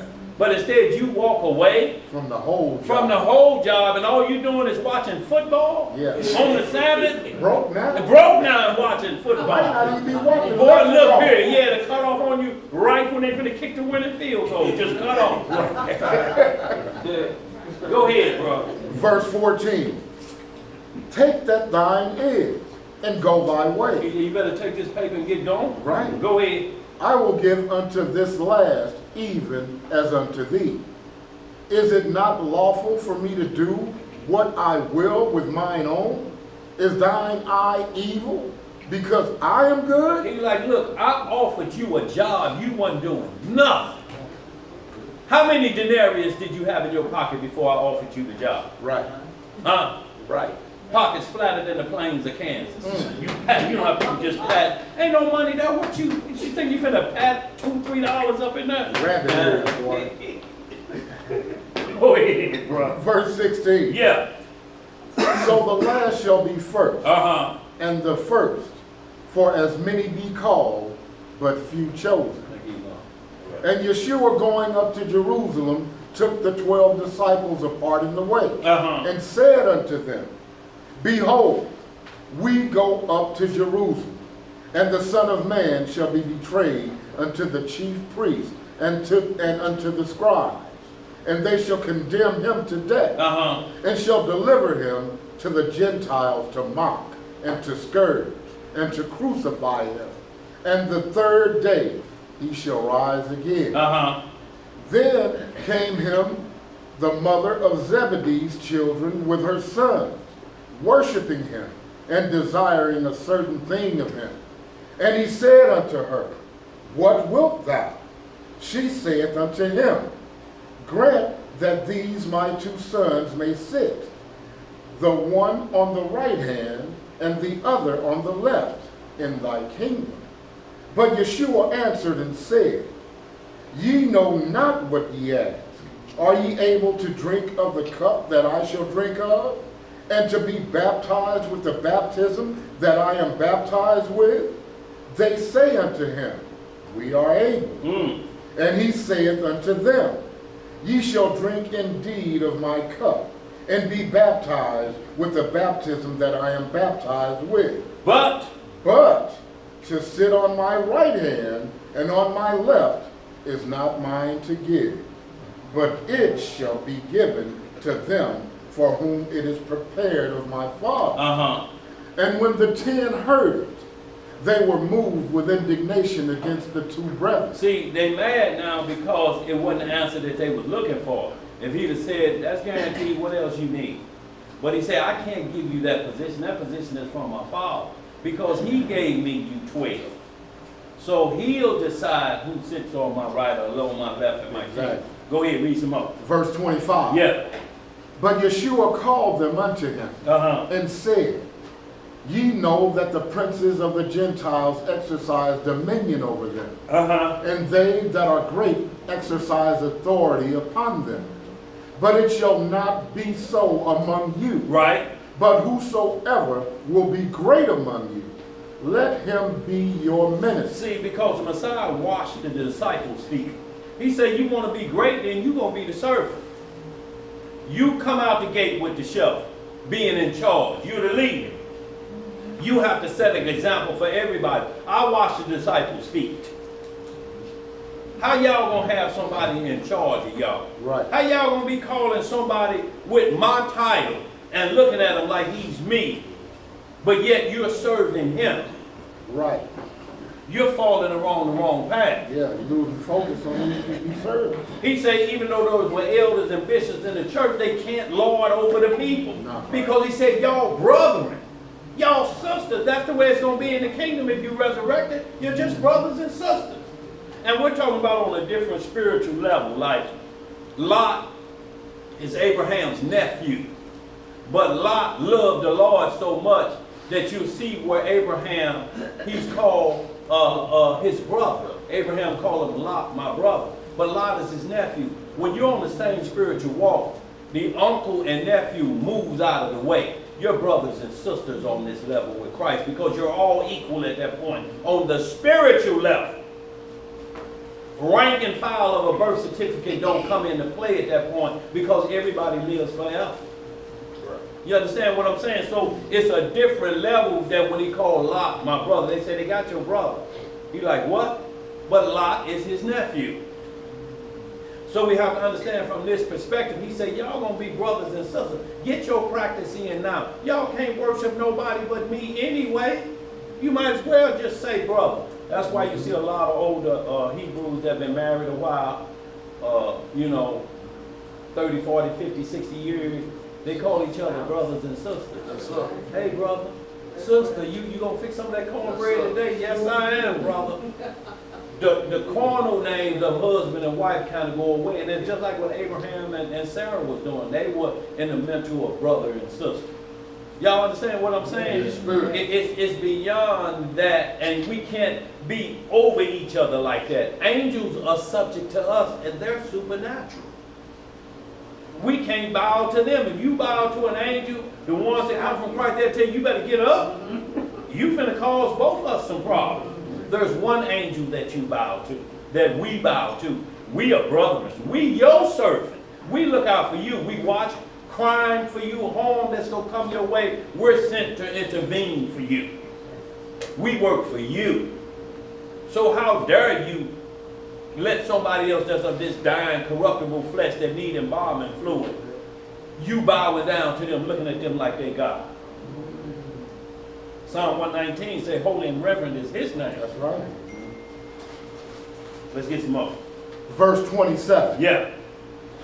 And whosoever will be chief among you, let him be your servant. Y'all see that? The one that's dressed to fine has got a pot of wine. If you're looking at it from that perspective.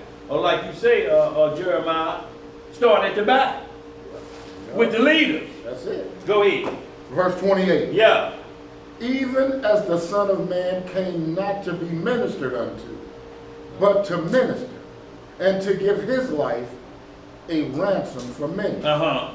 And as they departed from Jericho, a great multitude followed him. And behold, two blind men sitting by the wayside, when they heard that Yeshua passed by, cried out, saying, Have mercy on us, O Yahweh, thou Son of David. Uh-huh. And the multitude rebuked them, because they should hold their peace. But they cried the more, saying, Have mercy on us, Yahweh, thou Son of David. And Yeshua stood still, and called them, and said, What will ye that I shall do unto you? Uh-huh.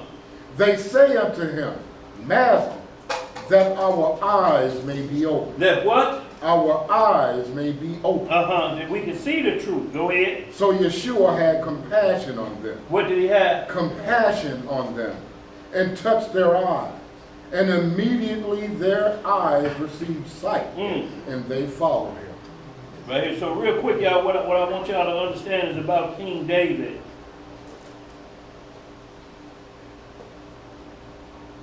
How he was in the likeness of Messiah.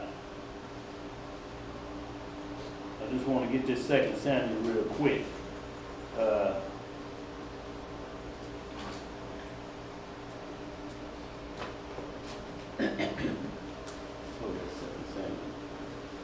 want to get that real quick. And this is what David did as soon as he got the kingdom.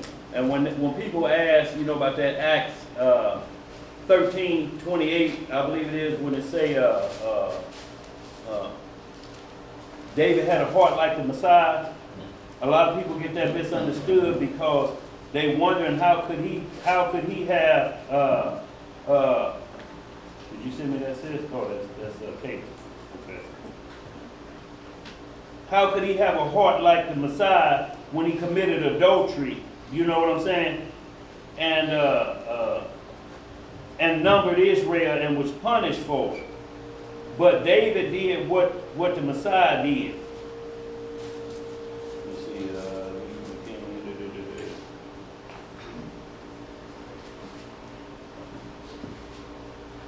I tell you what, y'all, we'll get right into this. I'm going to find that real quick. Get right into the thief on the cross, Luke 23. And y'all, we're going to get some understanding on it. Let me get this real quick about David. I had that right down, boy. I used to remember all this thing. Used to was a rooster, can't crow no more. Can't he? Yeah, man.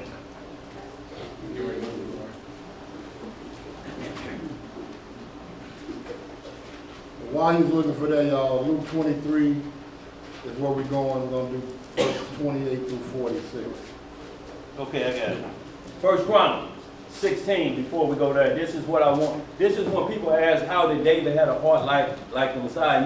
You know what David did, and Christ committed no sin. There was no guile in his mouth. He didn't commit one sin while he was on earth for those 33 and a half years. Not one sin. No guile in his mouth. So how could David have a heart of his own? Because David did what the Messiah did. He just said, I took care of y'all. I washed y'all feet at the Passover, didn't I? I gave my life as a ransom for y'all, Israel. So David did the same thing. Hit that First Chronicles 16 and 3 or 1 to 3. Real quick, y'all, we like to prove all things so we get some good understanding. Then when somebody asks that, because that's the first thing they're going to do is go to David crying. You'll never see David with two crimes of the same crime. Go ahead. The book of First The book of 1 Chronicles, chapter 16 and verse 1. Uh-huh. We're going 1 through 3. Yeah, 1 to 3. And y'all read the rest of it, you see how he set up the kingdom as well. Verse 16 and 1. Yeah.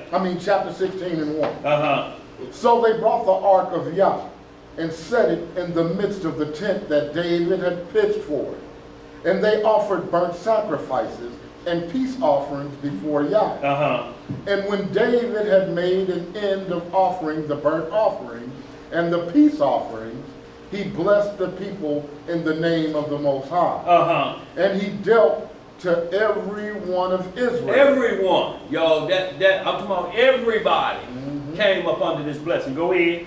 Both man and woman, to every one a loaf of bread, Uh-huh. and a good piece of flesh, Uh-huh. and a flagon of wine. So, and as you continue to read, you'll see what else David offered. But what I'm talking about, he started off the gate saying, I can feed y'all. Like the Messiah would do 2 loaves and 5,000 fish or whatever it may be. David came out the same way because he had mercy for Israel.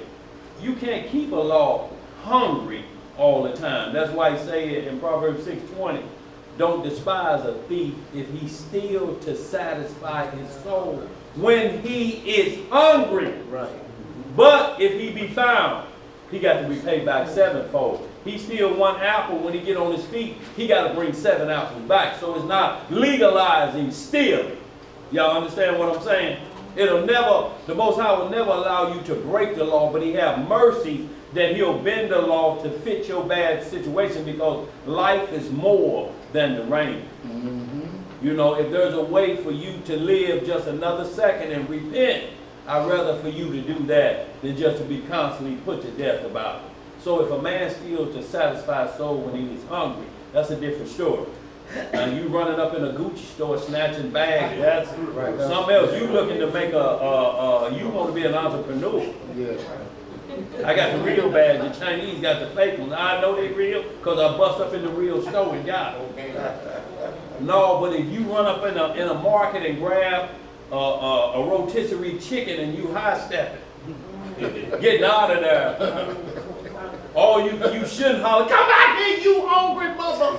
No, you can't despise a thief. You like, don't come back no more. Right. See, because remember the video Jake was showing the other day where the man, he was just stealing in the store because they told not to address thieves. I mean, he went too far. Now, it's one thing he over in the sandwich shop in the 7-Eleven, but he raking all of the cigarettes in the trash can, all of hair care products. He was filling up a trash can like this and then kept reaching for his side tomorrow. Get back for I pop a cap in you. Them Arabs had enough, boy. They would have got that wooden stick. And the first one grabbed him and they started whooping him and they never hit him in the head. They just whooped his rear end and his legs. And finally, look, they wasn't saying nothing, but guess what he was saying? Okay, okay. When you say okay, that means you know why I'm getting a whoop. And okay, I agree that I should be punished, but this is enough. Okay, I ain't gonna be able to walk. You won't be able to steal no more either. See, that's the difference. He's stealing product to set up shop in a homeless camp. He gonna be the cigarette man. Right. Ain't getting nothing to sustain his life, food, and water. So y'all, that's all we're saying. But go ahead, bro. See what David did. No, let's skip down to verse 14 of that same, verse 13. Of that same Chronicle. okay, let me go back to it. So y'all, I just want y'all to see what David did and what he told us to follow. Now I want y'all to understand the Levitical priest here is because he just put them back. But I want y'all to see what he called to memory for us to do. The order of Melchizedek is still in David's heart. That's why he was like the Messiah. Pick it up about verse 11. 1 Chronicles chapter 16 and verse 11. And it's the same one that when people ask how was David's heart. Let's read this. What David tells us. Seek the Most High in his strength. Seek his face continually. Remember his marvelous works that he hath done. His wonders and the judgments of his mouth. O ye seed of Israel, his servant. Ye children of Jacob, his chosen one. He is the Most High, our Elohim. His judgments are in all the earth.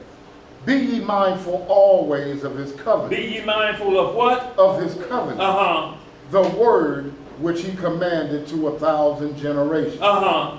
Even of the covenant which he made with Abraham, and of his oath unto Isaac. Uh-huh.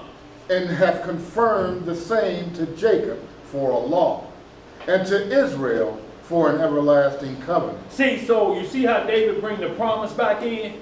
Even after the law of Mount Sinai, he said, even the promise that you made to Abraham, which became a law for Israel. The promise supersedes the law for Israel. Did that make sense? Mm-hmm. Because the promise is a law itself, because it contains truth. I'll never go back on my promise. Right. We break promises every day, don't we? Yeah, I know I said I was. But yeah, you know how it goes. So y'all, we ain't got about 45 minutes. Y'all, we're going to get sped up just a little bit. Luke, is that where we at? 23? Because what we talking about, laborers for the kingdom. We want to see, a lot of people ask, well, how did the thief get in? He didn't labor. He up there because he got caught stealing. He was a robber. But we're going to get into a lost book that shows that thief had already put in some work before the Messiah was born, when Mary was pregnant. Both them thieves on the cross been jack artists for a long time. They were jack artists. And they was a town that everybody was jack. And Mary and Joseph came through there.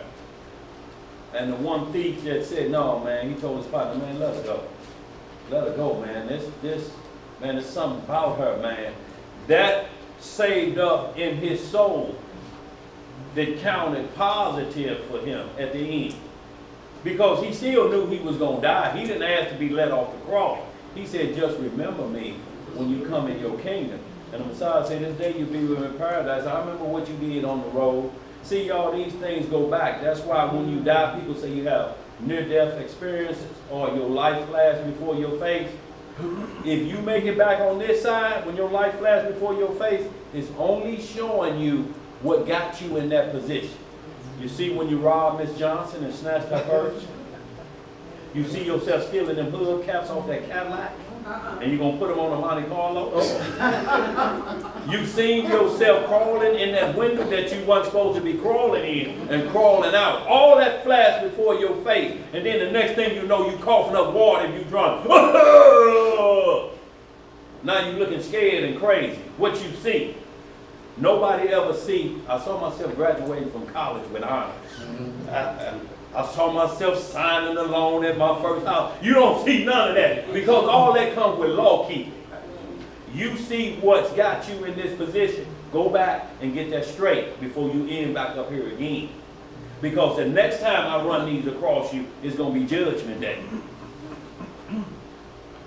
Let's get some more. Where we at? We're reading in the book of Luke, chapter 23. We're going to start the reading in verse 28. Yes, sir. Everybody there? Y'all, it's very important that we put all the pieces together. Y'all, we have to labor for this book. It said it's a book of truth. Ain't no fault in it. If you have any doubts that anybody have tricked you and said there could be tamperings in it or it could be something wrong with the Bible, then you yourself in your heart must scratch holy off of your book if you believe it's been tampered with, because it can't be holy with faults in it. Holy means set apart, don't it? Yes, with truth that can't be denied. If you in your mind carrying this like this and you believe it's tampered with, and yet you was just arguing at somebody at the barbershop about some fake Gucci, you ought to be ashamed of yourself. If this is going to give you life and you argue about what's real and fake Gucci, then scratch holy off if you believe something wrong with it. At least let us know how you coming to the table. You know what I'm saying? But don't camouflage. Right. Let's read some more. The book of Luke, chapter 23 and verse 28. Yeah. But Yeshua, turning unto them, said, daughters of Jerusalem. Who we ask, who we say this to? To the daughters of Jerusalem. Uh-huh.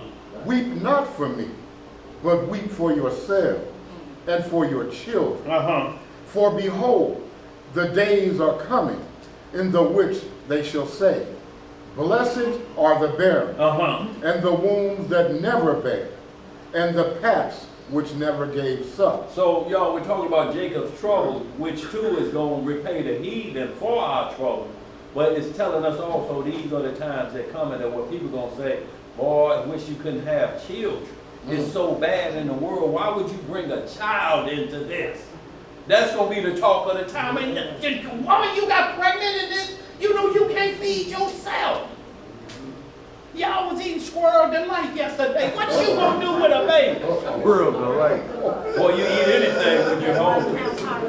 Boy, have hot help. Ain't no delight in none of that. Go ahead. Verse 30. Yeah. Then shall they begin to say to the mountains, fall on us, and to the hills, cover us. For if they do these things in a green tree, what shall be done in the dry? And see, what it's talking about is when a green tree is when you got plenty of prophets, you got words of prophecy, and they clowning like a dry tree. Like when Isaiah 53 talk about Christ, it say he has no form of comeliness that we should desire him, and he's a root out of dry ground. You can't get a root out of dry ground. You know, like kids play basketball in the dirt, that dirt get like that and grass never grow green again. You'll never get a root out of that dirt no more. Christ came at that time when every kind of law was going about.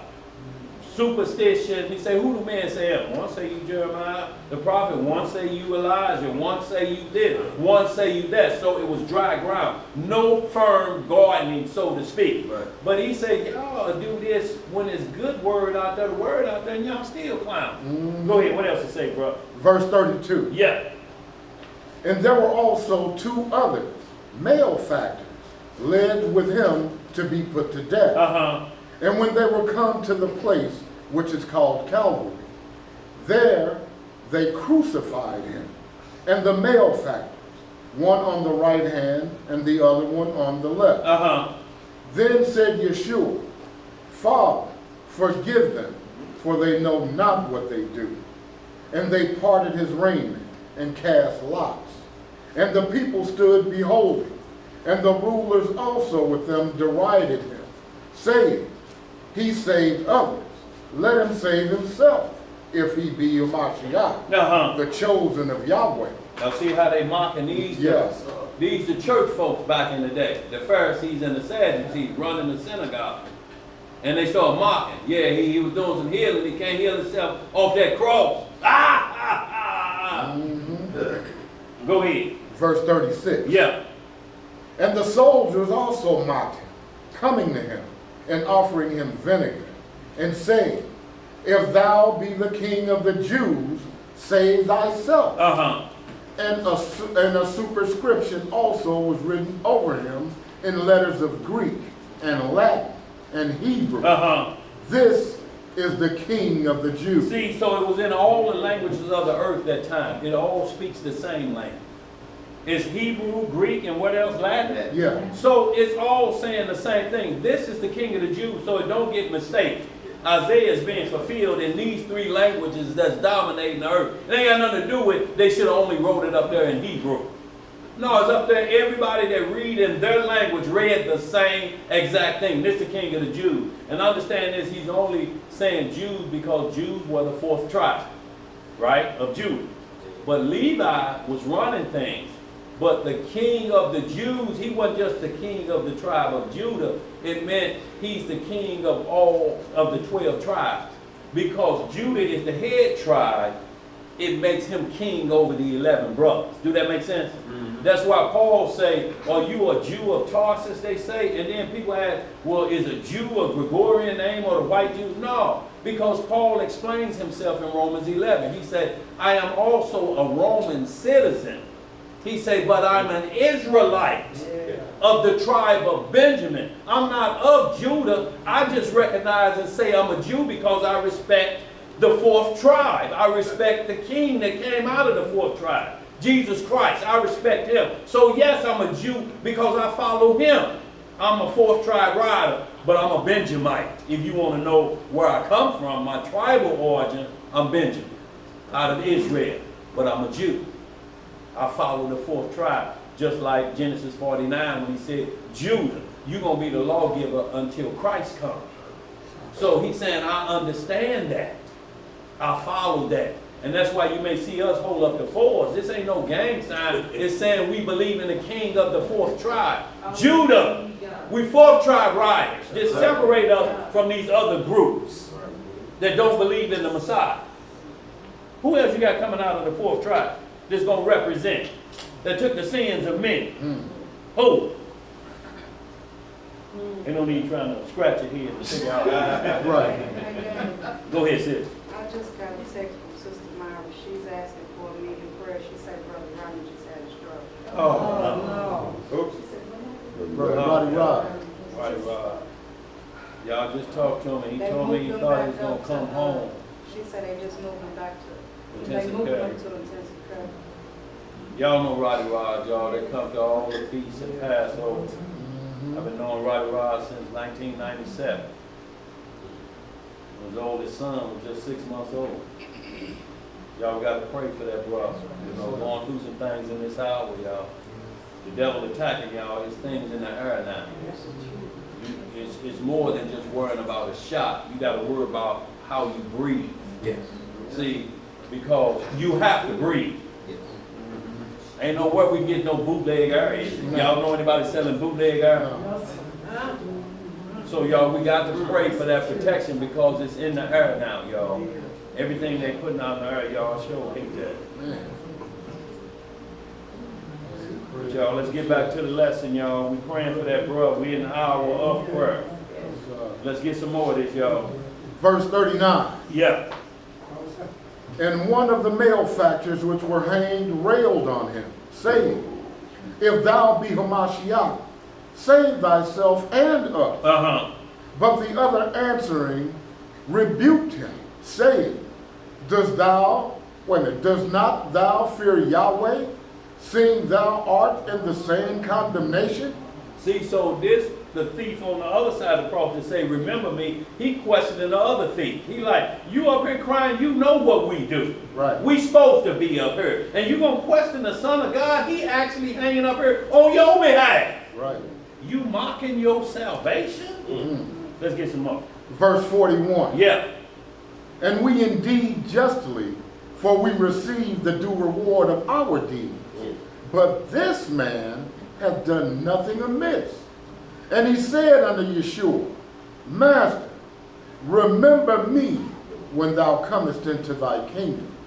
And Yeshua said unto him, Verily I say unto thee, today shalt thou be with me in paradise. And paradise is called the third level of heaven. You read in 2 Corinthians 13, Paul talk about the testament of Levi, 2nd and 3rd chapter. Talk about the third level of heaven. Luke 16 is called Abraham's bosom. That's paradise. It's above the heaven we can see up there, but it's not the throne of God. It's where the souls under the altar, Revelation 6, are taking the righteous people that believe in Christ, and they're put there in red. They're given white robes and put back to sleep. They just ain't wandering around seeing what we doing down here. They sleep. They rest until the second coming. Then they're awakened and brought back to paradise. Brought back to earth with the new kingdom to be joined with the saints here on earth, but they rest. On the other side of that Abraham's bosom, paradise is a great gulf, and it's the most wicked people that ever lived. They go right there to perdition. It's called torment. It's not the lake of fire. It's just where you go and you uncomfortable until judgment day. And it says some go from sleep to everlasting life. Some go from torments to everlasting death. So hell and the grave were cast in where? To the lake of fire. See, hell is not the lake of fire. Hell is just the grave. Right. That's all it is. Both of them are cast in the lake of fire. Right. So we have to understand on both sides. That's what Judas Iscariot went. It say he went directly to perdition. His next stop is the lake of fire. Y'all understand? Yes. And then there's people that's buried here on earth that were either didn't know Christ at the time, it didn't come to them, but they may have kept the laws. They will be prepared for the second resurrection. That's when the sea give up the dead, and everywhere else give up his dead. And then they'll judge according to their X's outweighing their O's. How did they do based off of nature? They may have not understood Christ, but they kept the law of nature, so to speak. They raised their children. They fed their families. They did the things of a normal man should have been doing. So their O's outweigh they X's, and the Most High shows them grace and mercy and say, well done job on the earth. You took care of the earth for me. See, a lot of people, y'all, when this thing is put in our hand, we talking about Israel running the world. You got to take care of the oceans. So you get your fish, so you get your tilapia, your jack salmon. You ain't taking care of that, dumping oil and doo-doo in the water. All your fish gonna die. You're eating up all the catfish, so ain't nothing to clean the water. Right. You see that? Eating up all the shrimps and lobsters, all that clean the bottom of the ocean, and you eating them up. The red lobster, you know, they hiring at $70 an hour. How much crab and meat and stuff you eating there that you ain't supposed to be eating, that's destroying the good fish. They can't live because they can't breathe. They didn't even start eating the seaweed from the Oh, ocean. look, so yeah, even that, and we're supposed to eat herbs of the field. Now, if there's herbs of the sea, I just have not seen it. I'm not ruling it out, I just haven't seen it. And when in doubt, I do it out until it can be explained and I can see it. So until I see herbs of the sea legal or used somewhere else, then I'm gonna hold fast. Not saying it's wrong, I'm just gonna hold fast. And a lot of people have that same discussion about death. Right. Is it good? But have we ever seen throughout water birds being eaten? No. Now, say quails came up as a seed, but that's just saying there was so many of them. They were as many as you could look out the ocean and don't see nothing but the ocean. You can't see no land. So that's all you could see was quail at that point. But quails will grew on the earth. Yes, sir. They're like chickens. So until we see a water bird being eaten regularly, and thou shalt catch the swan. It shall not be to tell you about a baby, but it shall be good on Thanksgiving. No. So if you don't see none of that written, we ain't got to worry about it, do we? Just, if in doubt, do without. That's all we're saying, and that stays in a safety zone. You're not saying it's wrong because we ain't covered all these scriptures, but you're saying until it could be to a point where I can understand it, like Peter, Acts 10th chapter. Peter rise, kill, and eat. Not so, Lord, for nothing hath entered my mouth unclean. And while he doubted the vision, because he knows the law, Leviticus 11, Deuteronomy 14, what I'm supposed to eat, I can't eat that. He's doubting. Why would the Lord send me a vision like that? And as we get on down to the 28th verse, you see what the vision is about. Not food, but about not to call any man common unclean. So where we at? Verse 44. Yeah. And it was about the 6th hour. And there was a darkness over all the earth until the 9th hour. And the sun was darkened, and the veil of the temple was rent in the midst. And when Yeshua had cried with a loud voice, he said, Father, into thy hands I commend my spirit. And having said thus, he gave up the ghost. See, and that's what the Most High said, I'm not going to put on you more than you can bear. See, that's why people from out of town, they die and they may be on their last leg, they on their way, you know, they trying to talk to the people, just hang on, they on their way, they Cape Girardeau now. People usually hang on till they hear the voice of that individual coming from out of town, and then they give up the ghost. You know, because he's not going to put on you more than you can bear. When you say, I'm tired, it's enough, when you start hearing your parents say they tired, start to pay attention. Right. Because when you get tired, that means, you know, even if they found a cure right now or a treatment, I'm just too tired to go through it right now. I'm tired. So when you hear that, you know he's not going to put on you more than you can bear, and he'll take the spirit from you. At any moment, and at this point, Christ, they was mocking him, sticking him in his side, beat worse than any man that ever been beat on planet Earth. What you got back there, Imam? You know, my grandmother, when she passed, she was 105. Oh man, that's one. And she just said, baby, I'm tired. There was no, she didn't have any ailments.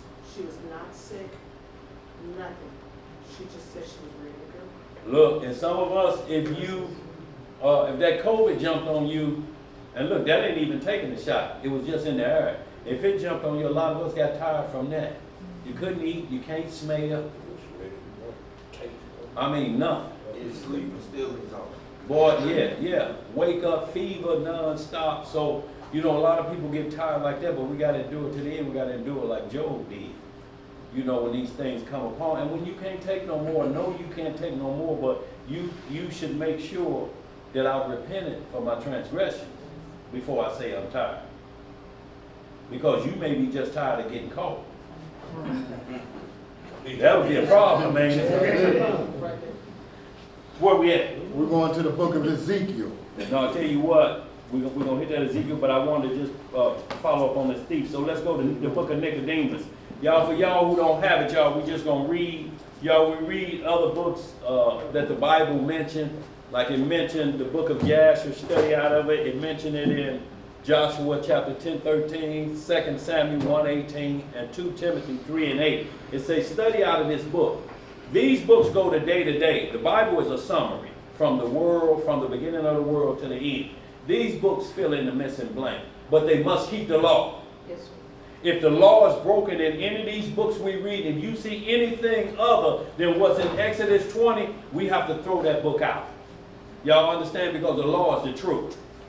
There's many men now coming out there with other priest books and some Japanese books and some Japanese writing about it's the law, and yet it tells you don't believe the law. Why should we believe that book? And God say his law is his truth. That's the only way he can judge. If you go to court right now and on a free case, what the judge supposed to do? Throw it out, ain't it? Because the people that had you charging is violating the law itself. What evidence do you have he's a dope dealer? None. He just looked like one. He just looked like one. So you haul him in here looking like one. Case dismissed. And not only that, give him some punitive damages for the time he come up in here with this free case. So y'all, we have to understand from that perspective, Judgment Day is going to be the same way. Satan is only going to accuse you of breaking God's law. He's not going to make you break God's law. He's going to first tell you or ask you, what is God's law? And when you tell him, don't listen to you, well, he don't want you to have no new friends. Look, I was up in heaven. You need to know me if you want to know what's going on up there. See, I was up there, and before you know it, you listening to the devil. Like he. And you looking at every tree, one to be desired, to make one wise. That quick, he done came to you. Bypass Adam because he know he can't go to the man. Go right to his rib. You look now. I don't know what he learned, but look at me. I'm God. I can't die. You're going to die. Unless you get with me. And I'll show you the secrets of life.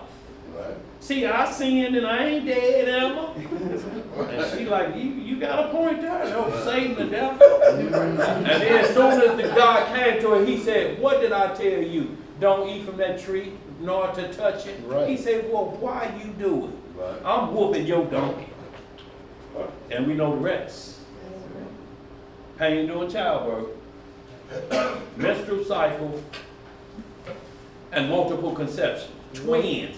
So you get double the pain. Take the skin with you. And take the skin with you too. They can't stand the sun or the heat or the cold. Take that with you too. And Adam, because you listened to her, and then gonna try to blame me. I gave it to you. You was cool till I gave it to you. I tell you what, since you don't like the way I take care of you, feed you, work for yourself. Right. Go see if you can get some fruit out of them thorns and thistles. Right. Sweat from your brow. Sweat from your brow. See how that works for you. You didn't like to be born in retirement, so go to work then. That's right. Well, show me how you'll work at GM if they offered you the job. Where we at, bro? We're in the book of Nicodemus. Y'all, and it's in the lost books, y'all. If y'all don't have it, y'all may be able to pull it up on your smartphone. But these are writings of the prophets or the disciples and apostles who were around at the time. This is Nicodemus. This is the same Nicodemus in John 3:3. He just wrote of what his direct correlation with the Messiah was. He wrote it down. And we'll see if we see any lawbreakers. Go ahead, what verse you starting in? You want to start chapter 1. Chapter 1 and verse 8? No, through 8. We ain't going to get through all of that, so. This 1 through 8, y'all, let me just explain to y'all. Go back and read it yourself. 1 through chapter 8 is talking about the Messiah being crucified when Israel brought him before Pilate and they was trying to condemn him of. Guess what they were trying to condemn him of? The same thing the Bible says. Healing people on the Sabbath day. I want y'all to understand the mindset of the people that was coming against Christ. Somebody you know been crippled their whole life. And Christ come and he just touch them and they can walk, and they condemn them for that. Do y'all understand the mindset of the preachers back in them days? That they didn't even want right because they were getting money for them. You know, now I told you, now you're going to have to get a platform shoe to walk straight. Hell, I can't make your legs the same size. You got any money with you? You know, it's like, if y'all ever watch that movie, Richard Pryor, Which Way Is Up? Yeah. When he's got his heel and glove on, and he asked for Harold to come up. Harold, what you want? Harold gave him $2. He said, I want to run. I want to be young. I want to be like a young man. And I want to ride a motorcycle and drive a car. He said, oh, Lord. You want to offer a lot You want to offer for $2. $2. Here, you take these $2 back and go over there and sit down. Who else needs to heal? What $2? See, art imitates life. And they knew what is people out there now talking about a healing glove. Sent out for this, and you can heal you overnight without no faith. Faith without works is what? Let's get some more of this. So y'all 1 through 8, we just gonna go to chapter 20. Chapter 20? Yeah, so chapter 1 through 8 is about him being set up by the Jews, and Pilate is saying he didn't do anything. So we're gonna get to Nicodemus, just the 20th chapter, y'all, to cut through where we need to be. That's 20 is XX in Roman numerals. And this gonna get back to the thief on the cross. Y'all, this is why we're going to 20, is getting back to the thief on the cross. And y'all, this chapter 20 also is going back and show when the script say Christ went to hell, meaning to the grave. He went down and talked to it, say he talked to the saints and told them, y'all, I done completed the mission. I've been crucified already for y'all's sake. And he went and talked to Adam. He talked to King David. And this is getting into those details, y'all. But it's going to follow the law of the resurrection perfect. It ain't going to be like we're talking no spooky. Can't nobody talk to the dead. No. The Bible says he went to hell and talked to the people and told them he completed his mission. So this just fills in the blank. Let's get it. 20 and 1. The book of Nicodemus, chapter 20 and verse 1. What it say? Then the Most High, holding Adam by the hand, delivered him to Michael the archangel. And he led them into paradise. Where he lead them into? Into paradise, filled with mercy and glory. And the two very ancient men met. Well, the two very ancient men met them and were asked by the saints, who are ye, who have not yet been in women? This writing small. I tell you what. I found what I'm looking for. We're going to come right back to this. Chapter 8. Chapter 8. Now look, I have to do this about the thief on the cross so y'all understand why the one was hard. And then I'm going to come right back to 20. We'll get right back in 20 and we'll see how he was led into paradise. But I need to let y'all see why he got that blessing from what happened in his life when he was a young jack artist. So that's 8 and 1. That's V111. Yeah. Right. V111 or I. Yeah. The book of Nicodemus. Yeah. Chapter 8 and verse 1, right? Right. We're going? Right. All right, let's get it. And it was about the 6th hour, and darkness was upon the face of the whole earth. Where you at? In chapter 8. Chapter V111, Nicodemus. In the journey from hence they came to the desert. Man, don't say that. What yours say, bro? Okay, where you at? Right there, am I right? I guess if I was in Nicodemus 8, That would help. That would help, wouldn't it, bro? My bad, y'all. Well, you weren't alone. Look, yes, sir. Yes, sir. I guess if I'm in the right book, thank you. Well, look at that, y'all. The spirit is willing. Go ahead, bro. Go ahead, y'all. We got about a half hour, 15 minutes. All right, the book of Nicodemus, chapter 8 and verse 1. Yeah. And it was about the 6th hour. Hold on. That's why I wasn't there. Hold on, y'all. I'm supposed to be in infancy. That's where I'm supposed to be. Oh, yeah. Oh, you want to be in infancy, not, I'm in the- because you got infancy on your paper too. Yeah, that's where I'm supposed to be. What's that in? That's 8 and 1. That's where I want to be, y'all. Just so that's V111. See, I got it marked right here. So when y'all was saying the same thing, I'm looking at it, but I ain't looking at the title. We're gonna get back into Nicodemus. Yeah, we With the want book of infancy first. infancy.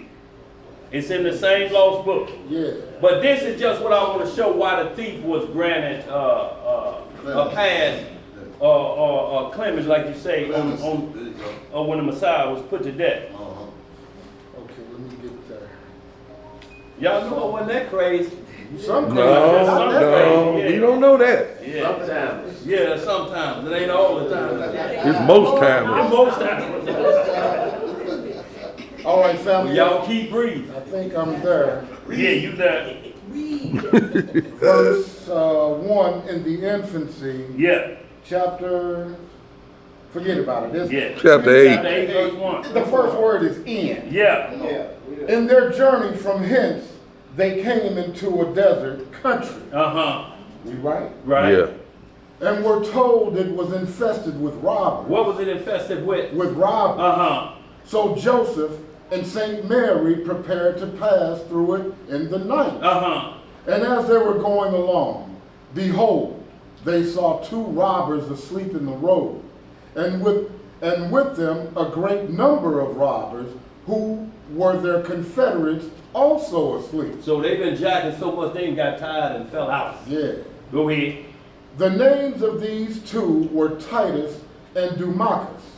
And Titus said to Dumachus, I beseech thee, let those persons go along quietly, that our company may not perceive anything of them. Uh-huh. But Dumachus, refusing, Titus again said, I will give thee 40 groats, and as a pledge take my girdle, which he gave him before he had done speaking, that he might not open his mouth or make a noise. Because see, they had other jack artists with them. So, Right. so the 2 thieves on the cross, this them when they're young. Mary and Joseph is coming through. So he told him, he said, look, don't say nothing, man. Just let them go through. Don't wake up the other jack artists, because they're going to strip them neck. And while he talked to him, man, let them go, I said. And he pulling off some of his stuff and handed it to him at the same time. Man, let them go. You know, oh, shit, yeah, I'll let them go. Yeah, let them go on. I ain't going to wake up nobody. Because he could have said, hey, y'all, we got some marks. But he did. So y'all read infancy 1 up to that, and you'll see that Mary and them is coming back to Jerusalem, you know, from Egypt. Go ahead, what else to say? Verse 5. Yeah. When the Lady Saint Mary saw the kindness which this robber did show them, she said to him, the Most High Yah will receive thee to his right hand, and grant thee pardon of thy sins. Uh-huh. Then the Most High Yeshua answered and said to his mother, when 30 years are expired, O mother, the Jews will crucify me at Jerusalem. Uh-huh. And these 2 thieves shall be with me at the same time upon the cross, Titus on my right hand, and Dumachus on my left. And from that time Titus shall go before me into paradise. So see, what happens is, y'all read the rest of that, and we get back into this Nicodemus now. I just want you to read all and finish reading that 20 out. But as we get back, y'all can see now why that thief was saying, no, today in paradise you're going to be with me. Because of what you did. You not only gave of your stuff that you had took from somebody, but you told him to be quiet so that Christ, so the prophecy be fulfilled. And most people say, well, was he into trouble, what the rest of his life like that? But what we're talking about is a vow to his soul that he made. His flesh gonna go to corruption like he agreed it would, but he asked to be in paradise with him again, based on that deed that came back, because he never would have been in that position to ask the Messiah that had he gave his friend what he had, told him, keep quiet. Keep quiet. And if you finish reading that story, that thief still was talking noise. you know, still want to bust them out. So long now, y'all be careful out there, looking like twins. Boy, y'all ain't just alike. Boy, you know how you gonna look in just about 5 more years. He said 5 more years. No, I thought that was his big brother, only about 2 years older. I'm just messing with you. My feet. Slow down. Y'all be careful out there. All right, we enjoyed that. Wonderful, all praises, bro. And watch them robbers, cause they out there now, just like we reading about. They'll sneak up on you quick. Where we at? We're in the book of Nicodemus, back in chapter 20 and verse 1. Yeah. Then the Most High, holding Adam by the hand, delivered him to Michael the archangel, and he led them into paradise, filled with the mercy and glory. And when you read the book of Titus, Michael came for the body of Moses. Same way, he'll send Michael for the righteous to bring them to paradise. The body, the soul. If he sent Michael to come get you, you in good shape. Peace is all around you when he sent Michael to come get you. You read the book of Jude, it say he didn't even cuss the devil out. He like, look, ain't no time for playing. You know what happened when you got knocked out coming out of heaven. Move out of the way. Satan is bagged up. Go ahead, where we at? Verse 2. Yeah. And 2 very ancient men met them, and were asked by the saints, who are ye? Who have not yet been with us in hell, and have had your bodies placed in paradise. So when they got up there, they asked, who are these 2 individuals? Y'all ain't been in the grave? Right. But y'all in paradise. Let's see who it is. Go ahead. Verse 3. Yeah. One of them answering said, I am Enoch. Who is he? He is Enoch, who was translated by the word of Yahweh. And this man who is with me is Elijah, the Tishbite, who was translated in a fiery chariot. So it's saying this is Elijah and Enoch, both who were called up in a chariot and taken away. We read about Enoch being taken away. We read in 1 Kings, Elijah got taken away. Right? They went straight to paradise. They haven't died yet. It's appointed for every man to die once, Hebrews 9:27. And then the judgment. Let's read some more. What else to say? Verse 4. Yeah. Here we have hitherto been, and have not tasted death, but are now about to return at the coming of the Antichrist. At the coming of who? The Antichrist. Being armed with divine signs and miracles, to engage with him in battle, and to be slain by him at Jerusalem, and to be taken up alive again into the clouds after 3 days and a half. So this is the 2 witnesses that come and face the Antichrist. They say they're going to be performers. They're going to be telling you don't believe him. He's the devil. The Antichrist is going to kill him, and they're going to lay in the streets for 3 days, and then they're going to rise up. But they say they're going to be passing out gifts when they die because they don't want to hear it. And y'all think about how people hate God's law now. Just imagine when the Antichrist get here. It's going to be at a fever pitch. Them niggas dead. Good for their ass down here bringing in God's law. We sick of that stuff. And they're going to rise up right before them. They say they're going to start passing out gifts. Them 2 niggas dead. Yes. And singing, them 2 niggas dead. And passing out gifts. Go ahead, brother. Verse 5. Yeah. And while the holy Enoch and Elias were relating this, behold, there came another man in a miserable figure, carrying the sign of the cross upon his shoulder. And when all the saints saw him, they said to him, who art thou? For thy countenance is like a thief. What is their countenance like? Is like a thief. And why dost thou carry a cross upon thy shoulder? To which he answering said, ye say right, for I was a thief, who committed all sorts of wickedness upon the earth. And the Jews crucified me with Yeshua, and I observed the surprising things which happened in the creation at the crucifixion of the Most High Yeshua. And I believe him to be the creator of all things, and the Almighty King. And I prayed to him, saying, Master, remember me when thou comest into thy kingdom. He presently regarded my supplication, and said to me, Verily I say unto thee, This day thou shalt be with me in paradise. And he gave me this sign of the cross, saying, carry this and go to paradise. And if the angel who is the guard of paradise will not admit thee, show him the sign of the cross, and say unto him, Yeshua Mashiach, who is now crucified, hath sent me hither to thee. And that's the sign of the cross. It's not that Catholic stuff like this. Because you'll see in some other chapters that men made the sign of the cross with their tongue. So how do you do that?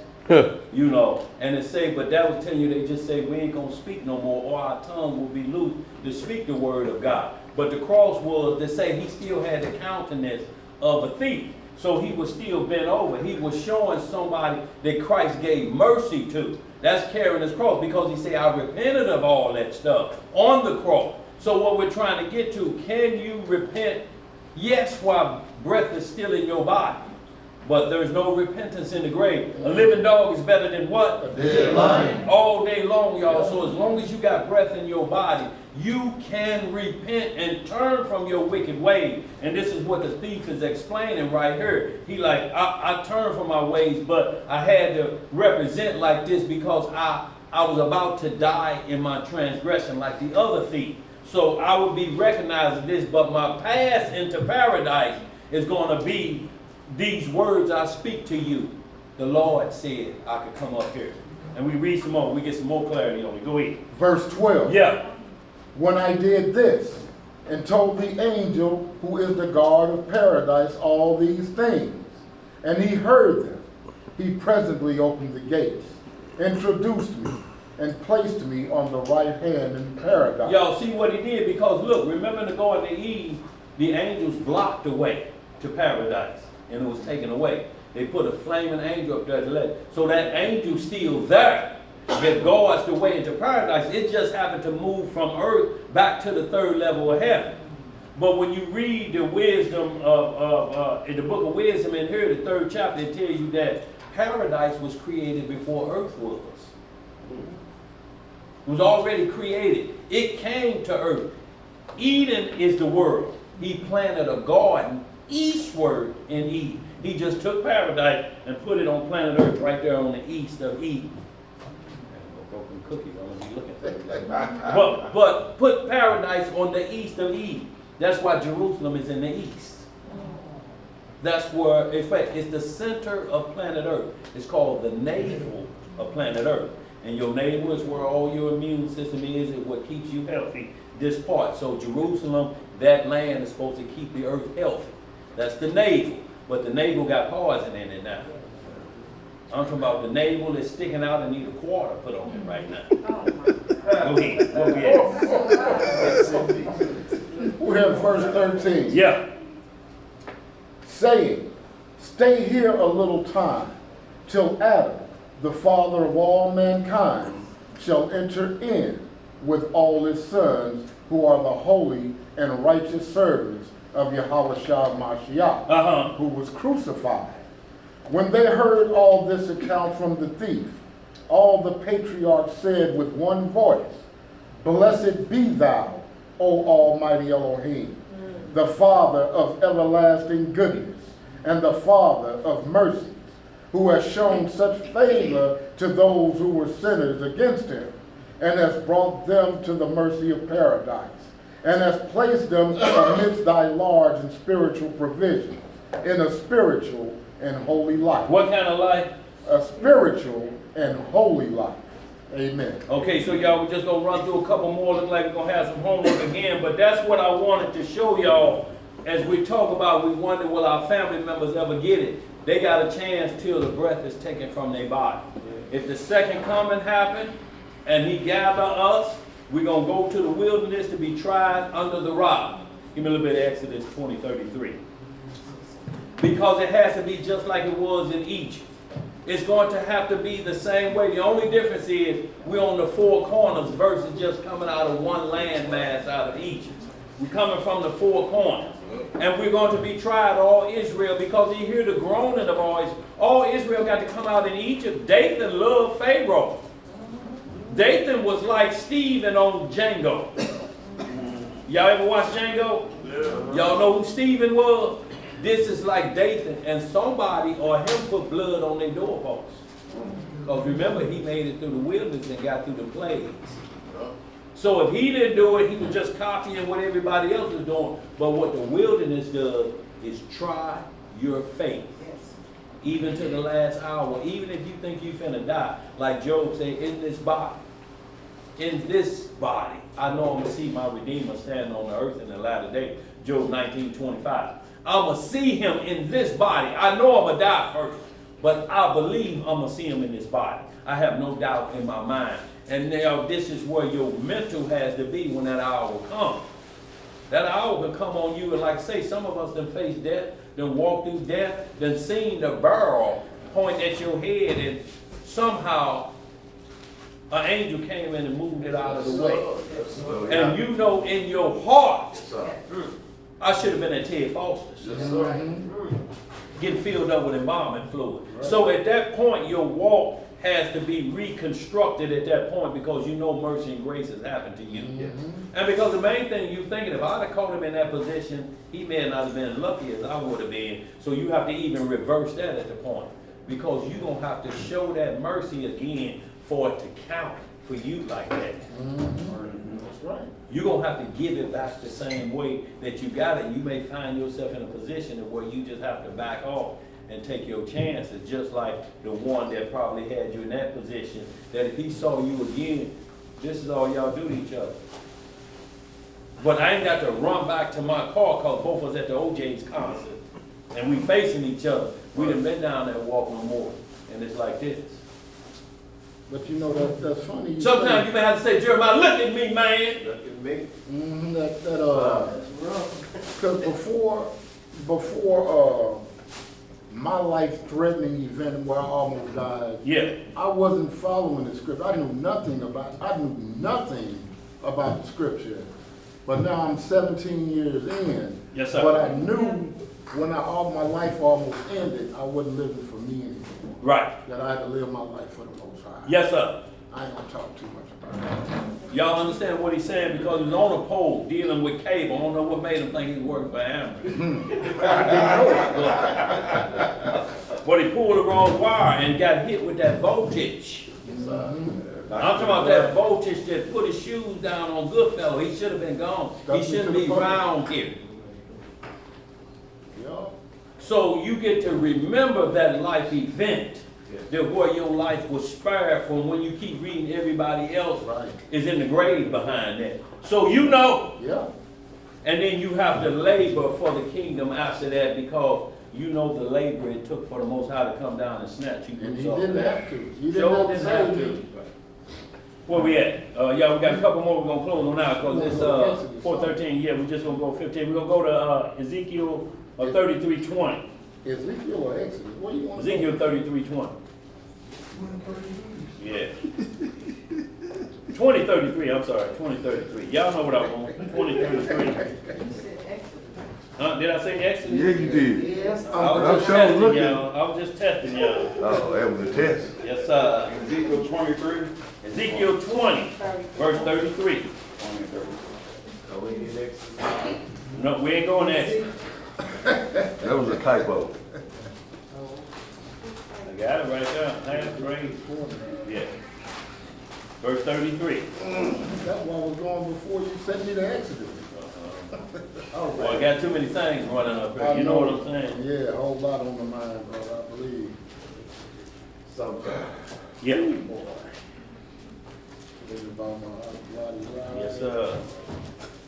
All right, family, we're going to be reading in the book of Ezekiel, chapter 20, and we're going to start the reading in verse 33. And I got this whole joint highlighted, and that script double highlighted. Yes, sir. Verse 33. Yeah. As I live, saith the Most High Yah, surely with a mighty hand, and with a stretched out arm, and with fury poured out, will I rule over you.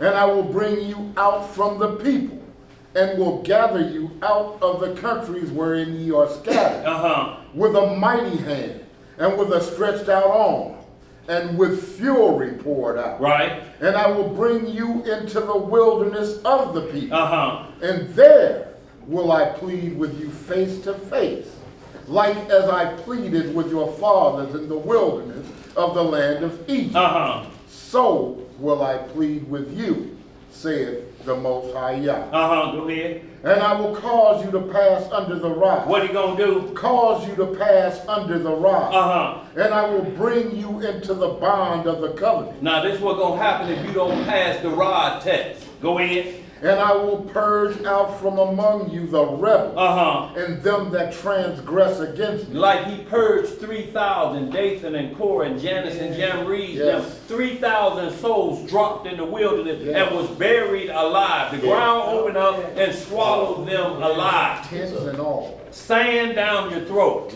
Choking on sand. Go ahead. I will bring them forth out of the country where they sojourn, and they shall not enter into the land of Israel. And ye shall know that I am the Most High. See, he said, I'm going to bring you out from the countries, and then in the wilderness, I'm going to punish you and check. Yeah, you're going to be gathered. All Israel is going to be gathered. But there's only going to be a remnant, y'all, that pass under that rod. Let's not be fooled. A lot of people going to be at the rod. Farrakhan with his Muslim and Dianetics teaching.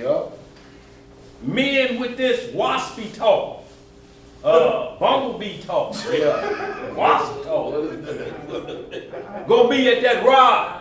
Then they gonna have to prove what Bruce Lee was a prophet. And the offspring of Joseph Smith gonna have to be proven at the rod. All of these other gods, if it's in you at that rod, you're going to be pleading. When he's going to be pleading, tell me what my laws consist of. You stand there if you want to and say, I thought it was tampered with, so I didn't bother to search really hard like I should. Oh, you ain't been doing no labor, huh? Tell you what, get on away from around here. No, ain't going to be no laziness in the kingdom. Ain't going to be no one hand holding the script and the other hand holding your pants up. Like the laziness out here today. Ain't gonna be in the kingdom. You're gonna be in the labor for your spot. You're gonna be done something worthy of grace and mercy, because works ain't gonna get it done. Work keeping the commandments I'm talking about, but that still needs grace and mercy. Because it ain't nobody on this earth that's in this book that has not sinned other than the Messiah. Abraham got to account for his sin. Yes, he committed one. They may not have been felonies. But when he said Sarah is my sister to Pharaoh, that caused a problem, didn't it? The angel came and bent Pharaoh's hands back like this till he hollered, Uncle, I ain't gonna mess with it no more. He's like, man, that's your wife. That ain't your sister. But when you get to the book of Jasher and break it down, Abraham had told the men that were with him, say she my sister too, if they try to open it. He had put it in a treasure chest. If they open that up, he said, never mind, I tell you, don't do this. I can't put that on y'all. That's my wife. Y'all check out the book of Jasher when he told me, I got this, I'll take care of this. You ain't even got to worry about it. But when that angel bent Pharaoh's fingers back like this, he hurried up and said, no, I tell you what, not only can y'all get going, this woman, I'm going to give you Hagar. She a virgin. She ain't never been with nobody. That's your handmaid. That's when Hagar was given to Sarah. Through that. And then he said, I tell you what, servants, get those fine garments. Get that Gucci, get that Wucci, get that Lucci, all of it. Load them up. Cashiers, put some gold in there. And get them away from here. Yeah. Get them gone. He bends back hard.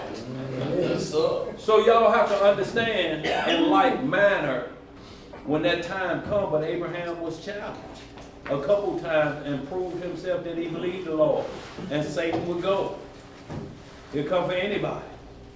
Satan, you hear? Yeah. Who you hear about? Zed? Oh, the super producer. No, please don't come for me. You say he got. I'm gonna get on the ground immediately. You say he got Gucci Mama and pole swinging tracks. Oh, not no, I saying, don't. not saying. No, I don't. You went too far, devil. No, I don't. He went too far. He ain't gonna make no tracks like that. I know him. That's how we will be, y'all. Y'all understand? Because he's coming for you just like that. If you take that hedge around him, I guarantee he'll make a track. Right. Really. He's like, no, if I take it from him, he through with that. He's already made tracks with Argentina Turner. What the hell he care about whoop-de boots? What the hell is whoop-de boots? Is he a Grammy winner artist? The hell out of here. Y'all understand what I'm saying? Yo, I'm gonna give out a little homework because it looks like we're gonna get finished with all of this. I tell you what, but let me just run through this real quick, y'all. We'll hold this, knowing that labors of the kingdom, Ezekiel 18. We'll just read a little bit of this Ezekiel 18. But I'll give out the homework to Luke 13 through 10 and the Numbers 28. But we're definitely about finished. But what I want to also do is, if y'all get a chance, write this down. Joseph the carpenter. There's a testament out there.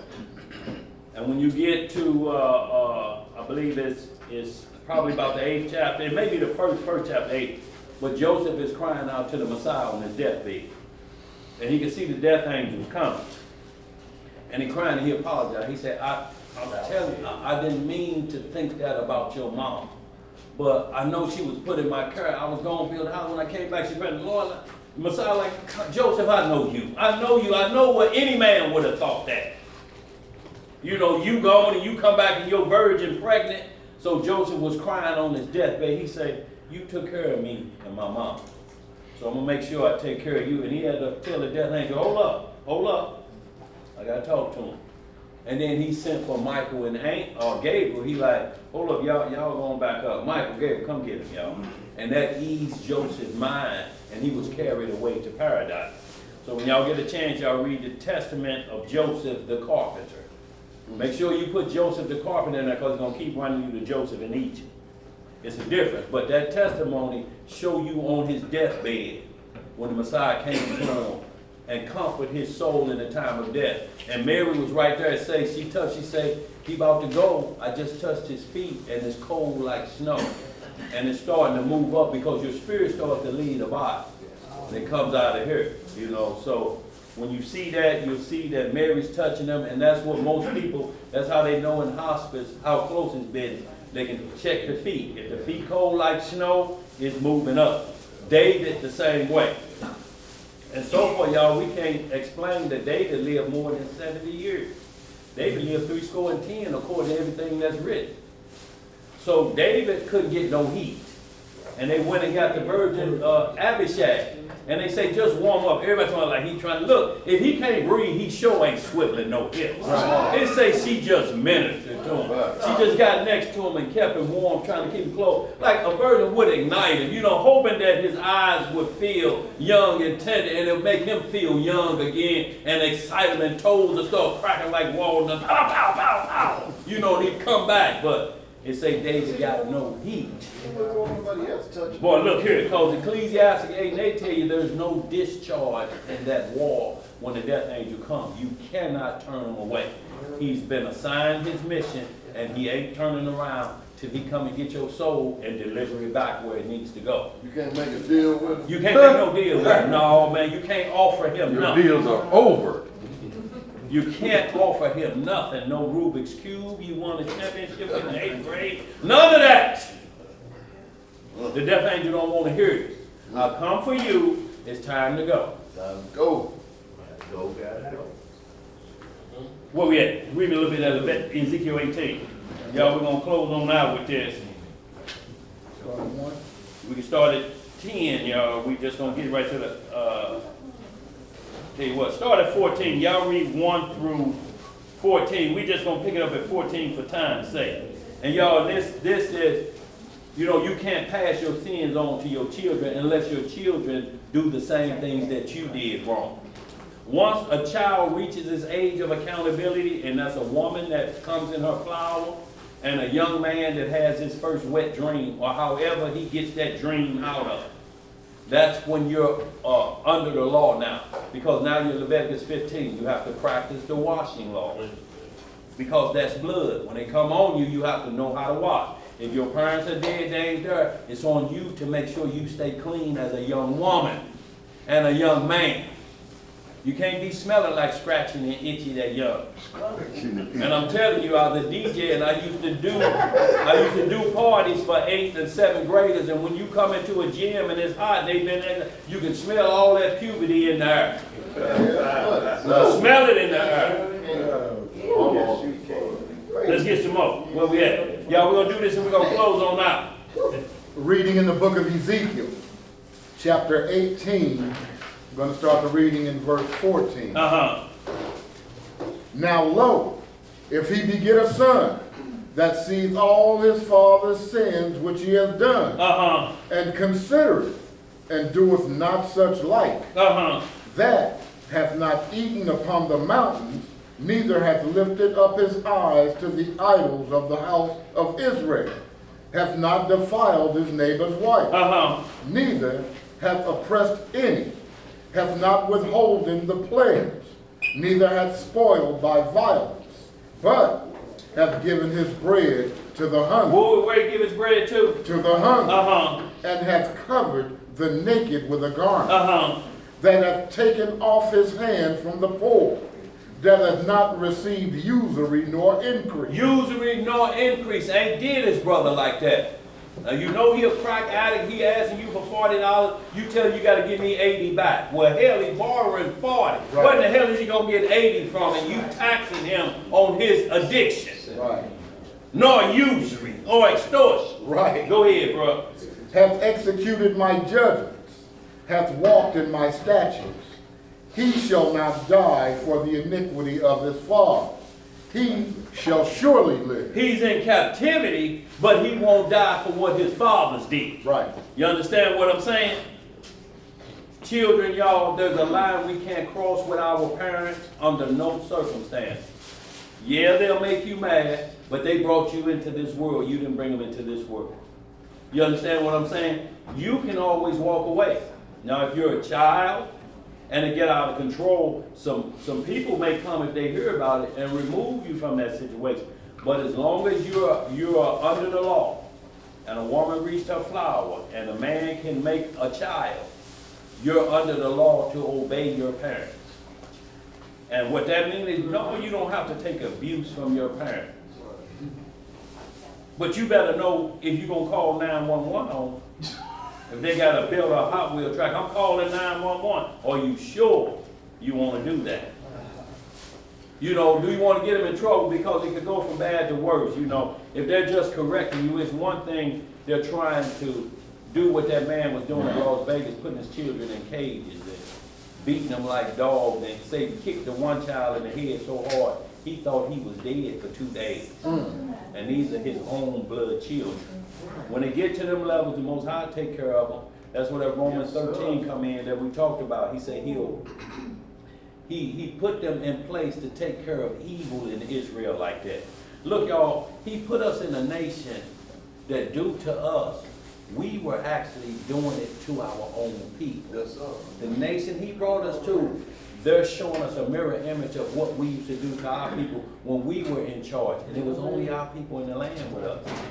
We was doing the same thing they do to us, further the affliction on our own people. He says, so I'm going to send you to a people to see how they play. And I'm going to give them my record of why you got them and see if they'll do right. But they got it and they taking it to another level. Shit, he throwed you out, we're going to throw you out too. You must be no good. Hell, he throwed you out. That gives us carte blanche to just bury our foot in your rear end up to your shoulder blades. But he didn't tell them to do that. Right. He said, just hold them till I come and get them. If they try to run and do something, just put more feathers on. But if you cut their testicles out, if you cut a baby out of their womb, I'm going to get y'all. I'm going to bring my storms and I'm going to get y'all. But that was all they supposed to do. So in like manner, when they become our servant, we won't be cutting off nothing. We'll send them to the Sabians and they'll do all the hacking for us. Well, you're not going to be hacking in the kingdom. It ain't going to be blood when somebody pull up. Man, what is all that blood coming from? Hitler nuts? I cut them off yesterday. I put it with the child. That Kool-Aid was 32 degrees. I told him 32. Bring me no warm Kool-Aid. But that's what men will think they will be doing in the kingdom, and that ain't never happened. Solomon had peace 40 years in that kingdom. But read some more, y'all. We're going to close on out. Verse 18. Yeah. As for his father, because he cruelly oppressed. What did he do? Cruelly oppressed. Spoiled his brother by violence, and did that which is not good among his people. Lo, even he shall die in his iniquity. Yet say ye, why? Doth not the son bear the iniquity of the father? When the son hath done that which is lawful and right, and hath kept all my statutes, and hath done them, he shall surely live. They say, I don't care what his daddy did. If Right. he keep my commandments, he gonna live. Right. Yes, he's in captivity, but he won't die for his father getting y'all put here. Just like you sire a child, say out of wedlock or something. That child, yeah, okay, put it right there, Mom, thank you. That child may grow up rough, but he don't get punished for what your daddy did to bring him here. Right. Like David and Bathsheba, that child died in the 7th day. If it was a male child on the 8th day, what would have had to happen? He'd have had to be circumcised, so you'd have circumcised him into a covenant of righteousness, and he was born through adultery. So the Lord caused a sickness to come on him while he's in his infancy, which he'll be counted as innocent, and he took him on the 7th day. And David prayed and fasted, and he tried to do everything to save him. And David said, look, he can't come back on this side of the sun, but I'll be going to where he's going. So David at this point, because of Psalm 51, where he cried out to the Lord about that deed, he wants to see that son of his that died through that transgression, because he knows that's where he's at. So now I got to get myself right if I plan on seeing him. If I plan on seeing him, because it's automatic, because he brought little children, say, such is the kingdom of heaven. If you really want to see your child that went before you, or you know your mother did this thing, you doing bad, if you said, I believe my mother is in the kingdom because of how she served the Lord, then you got to get right before you leave here. If you want to see them again, or do you want to see them? Right. Do you care? Right now, all the turmoil in everybody's house with their family members. Your family become your foes of your own household. Does your mother, your auntie, or your brother rub you the wrong way so bad that if the second coming happen right there, you say, Lord, I don't want to see her in the kingdom. I'm sick of her. Would you not want to see her in the kingdom, or your uncle or auntie, anybody that can't seem to get the word right now? Do you not want to, if it was a possibility, that, and the first thing is you got to make sure you're going to be there. Oh, hell, they could be there and you don't be there. They could be standing there chilling on the right and see you sweating, and they looking at you and you just chilling. I'm cool as a cucumber player. I'm on the right. You worried about they penny. Boy, look here, and your penny is, boy, got a hole in it. You got a hole in it. Boy, and what can you spend the lowest amount of money with a hole in it? Shit, that's worse than a wet food stamp, ain't it? Go ahead, bro. Down to 24, and we're going to close. Verse 20. The soul that sinneth. The what? The soul that sinneth. It shall die. Yeah. The son shall not bear the iniquity of the father, neither shall the father bear the iniquity of the son. The righteousness of the righteous shall be upon him, and the wickedness of the wicked shall be upon him. But if the wicked will turn from all his sins that he hath committed, and keep all my statutes, and do that which is lawful and right. Do that which is what? Which is lawful and right. He shall surely live. He shall not die. So a living dog is better than a dead lion, what that just said. Go ahead. All his transgressions that he hath committed, they shall not be mentioned unto him. In his righteousness that he hath done, he shall live. So the thief on the cross got this accomplished with the Messiah before he took his last breath. So the jack orders that he done, one counted at that point. He said, I ain't gonna even look back at that. You know, you've been in paradise with me. Don't worry about that. I still remember what you did for me, my mom, and my stepdaddy when we was coming through there. It could have been rough on us. Look, we had already just outrun Herod. And then we run into y'all. Right. So when he tell us, I send you out a sheep among wolves and different things that happen, he went through that. Went through that as a young child coming back up and all the jack are asleep. Can you imagine that they've been jacking so much they tired and sleepy? Yes. After I rob him, I'm gonna get me a nap. Right, right.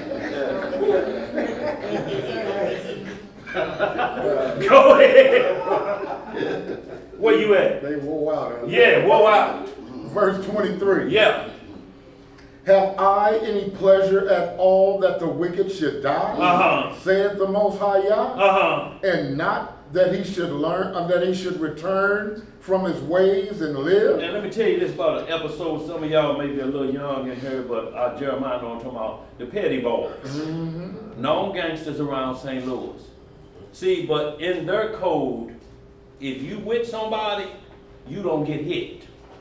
They'll wait 100 years till you by yourself. Petty boys saw a boy they was looking for in the snack shop on Riverview right there, but was with his mom. Had the ups on him, could have lit the snack shop up, but gave him a pass. We're not here for your mama. Your mama wasn't doing these crimes with you. We come for you. And since his mama was there, they drove off. So y'all understand, we in a different generation now. They can see you walking out with a coffin out of the funeral home, and they'll pull up and say, "What's up now, nigga?"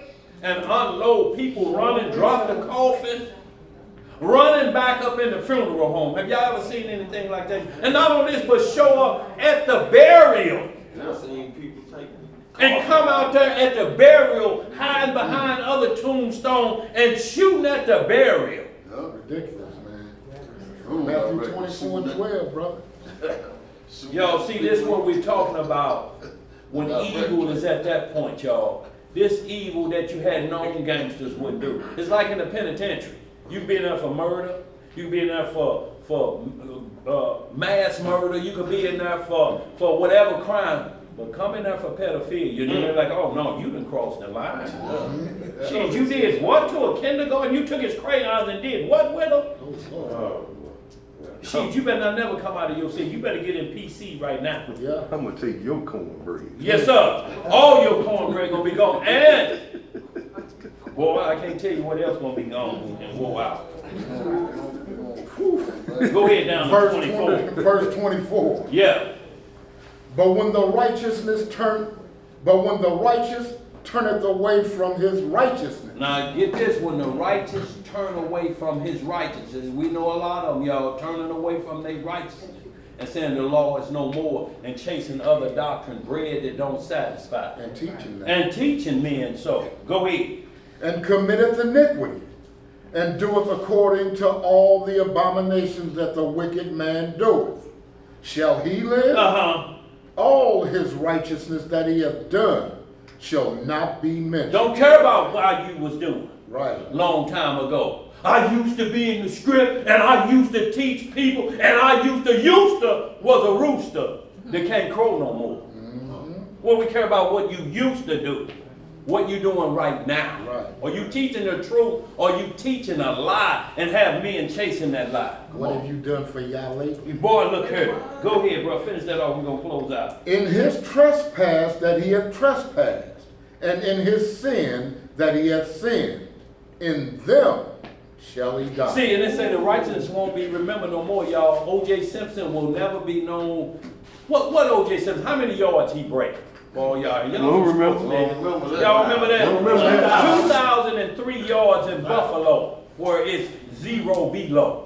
In the snow, he broke loose. He run through Hertz, through the airport, jumping over things. White women was hollering, "Go, O.J." The juice. But now the juice He had the juice. cut loose and killed 2 white folks, they say. Now the juice is boy in trouble wherever he go. They bring it back up. They don't say nothing about. They took his Heisman Trophy from him, and the people that bought it melted it down and just used it, let birds doo-doo on it. They won't remember nothing that he's done good. I don't care where he go. One lady came up to him after he beat the case and shook his hand. Hey, OJ, how are you doing? He, nice. I mean, you're a pretty fine looking white woman. Nice. White woman. And she said, I just wanted to shake the hand of a murderer. And he pulled his hand back. She said, you rotten mother. He's going like this. See, he had once thought she was glad agreeing with him. She like, no, I just wanted to see what it feels like to shake the hand of a double murderer. They don't care nothing about no Heisman Trophy no more. Have y'all seen anything about his accolades since he been out? Like Joe Paterno, Penn State, same way. He went down. Did he commit Harry No, suicide? he just died about a year later. What came out about him? He was digging his thumb up in the boys' Yeah, room. something like that. No, it wasn't He him. was letting it happen. He was letting it happen. He was Watching letting it happen. Yeah. They was telling the man they digging their whole hand up in boys' rear end. Yeah. Oh, that's what they get. Check their prostate, man. Yeah, that's what he was saying. He's like, look, man, he's looking out for them when they get older. He was letting all of that happen. Right. Say, yeah, Doc, you Boy, put look. the ring up and no, that's my watch. What? Boy, you crazy. Look, they took his statue down. Yeah. They took that hall away. Boy, you crazy. Boy, they took that hall away. The library was named after him. They eliminated Joe Paterno's name from the annals of college football as one of the greats. Y'all understand what we're saying? Yes. So at your last hour, if you know what you're doing and you've been trying, a lot of these are strongholds by the devil. Some of them we can't break. But if you get to the hour of death and you know the devil got me locked in this one, Lord, just have mercy on me. I can't get from up under this. I want to do right. He knows the heart of man. He knows how you tried to get around the devil, and the devil just had them roadblocks right there, and your flesh just overpowered your spirit again. He know that. And that's when you hope grace and mercy hit you. And he say, well done, come on in. You did fight, but you got yourself tangled up with a ruffle. That was rough. You know not to mix that LSD and mushrooms and cocaine, and you come out finna make a fireball. You know better than that. And get hooked on that. Ball or speedball. He said fireball. That's a fireball. But y'all know it's some things on us, y'all, that go to the grave with you, and you at that last hour. Just have mercy on me. I tried. And he knows when you truly try that you're begging him not because you got caught, but because it's just a stronghold on you and it's taking you to your death and you're willing to die with it, but just forgive me. I tried. I fought a good fight, but I got myself into a stranglehold that I can't get out of. We're going to close on out, y'all. Like I say, y'all read Joseph the Carpenter. Also in this same lost book, the Provangelion. Say it again. Provangelion. Chapter 10 tells about Mary and Joseph when she was pregnant, when he came home in the 6th month. And he said the same exact story has happened to me that happened to Adam. But when Adam was away, the serpent came and beguiled Eve. So the same thing has happened to me. Now I'm gone and I come home and my virgin pregnant. So it makes you think what really happened in Genesis 3. Or is he just talking about the seduction part? Because we still have to deal with if that would have to be Cain would be his son, which would make Cain a giant. And Cain wasn't no giant, and then also a rotten tree can't bear good fruit. So Cain couldn't have came from him because the Most High would have never told him, if you do right, righteousness stands at the door. A rotten tree can't bring forth good fruit. So this is what I want y'all to understand. A bad father, and then he'd have a good son in the line of Adam. But Satan and his offspring, the demons, they can never reproduce like that. They're never going to be given that opportunity. Just like you mix with an animal, that animal is going to die. It can't reproduce. So in like manner, the seed of Adam, if they fall off, their son can pick back up where they fell off. Like Ahab's son picked up when him and Jezebel fell off. A son picked up Josiah, the next king. Or so kings of that lineage said, I had to recover for what my father did.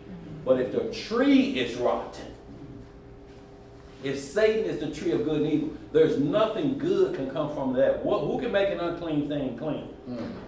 Satan is unclean. He cannot be made clean. If you follow his doctrine, you cannot be made clean or righteous. And everybody that's chasing all these new strange books, ask them, why won't they say anything about Freemasonry or Lucifer? Because that's the brotherhood that they're technically in. They're actually even in the score what they say about Freemasonry. Yes, Lucifer is God, and so is Adonai. They're willing to accept that, but not what those authors really say. But yes, Adonai gonna put his foot in Lucifer's rear end.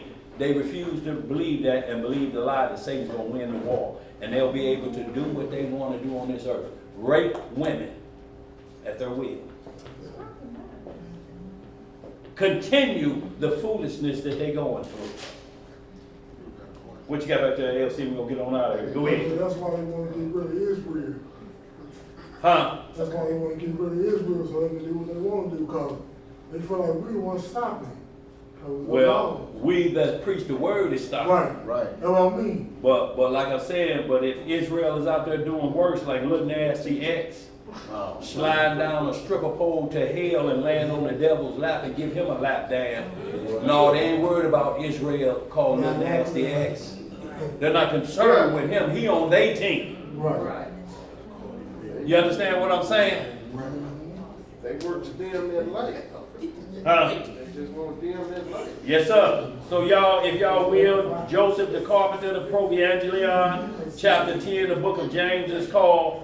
And get into that emphasis again, the chapter 1 through the 8th chapter, and really get some understanding on that, y'all. And the real reason that they wanted to put the Messiah to death, can y'all believe this? Luke 13, 10 through 30, all of it. Do you know it was the work that he done on the Sabbath? Healed a man on the Sabbath. I want y'all to understand the mind of these individuals. If you could be made whole today, they said, no, wait till tomorrow. Right. Is tomorrow promised to you? No. Sabbath was made for the man, not man for the Sabbath. To do good on the Sabbath is lawful. Yes. What are you going to do when a woman is in labor and her water broke on the Sabbath? What you going to do? You can't wait. Is the baby finna be born in sin? Maybe that's where they get that from. Had that baby on the Sabbath, that baby was born in sin. Low down, gonna have that baby on the Sabbath. Like you can just say, you better not bust that water with your bad ass. Get back up in there. I'll have you tomorrow. Y'all crazy. Let's close out, y'all. We got any questions or 30? Once again, y'all, let me make this announcement. Y'all, we got trumpets coming up. Friday, September the 15th to Saturday, September the 16th, sundown. Anybody in St. Louis, y'all know we're going to do the Feast Day Feast of Trumpets out at the park. We always do. So if y'all need to contact us, anybody coming up from out of town for the Feast of Trumpets, like I say, Saturday the 16th, we're going to get the daylight hours of it. We're going to end it at sundown like that feast's supposed to end. But that's Saturday the 16th, so we won't have Sabbath class. We'll do the Sabbath class out there at the park. So get with myself or Yeshua ben Israel. Just a small fee, y'all, just a poor man's fee, so to speak, because we do have to recoup sometime when we hold a feast day. You know, so, but y'all get with us, you know, the information out there. Sister always put it out. Immediately after that, we have the Day of Atonement coming up. It's technically on the 10th day of the month. It'll be later. What is that, like the 20th or something of September? It's the 24th? Okay. So that's the Day of Atonement. That's where you need to get right in your soul and clear up what we're talking about in case the next day be your last day. Because look, this is how it went. You blow the trumpets, you get yourself cleaned up, make yourself white as snow, and then it's the Feast of Tabernacles. It's the Feast of the Lord with all the Israel and all the nations who make it come up. So this is what we're practicing for, the same thing. Trumpet, blow, and let everybody know their woes and your own woes.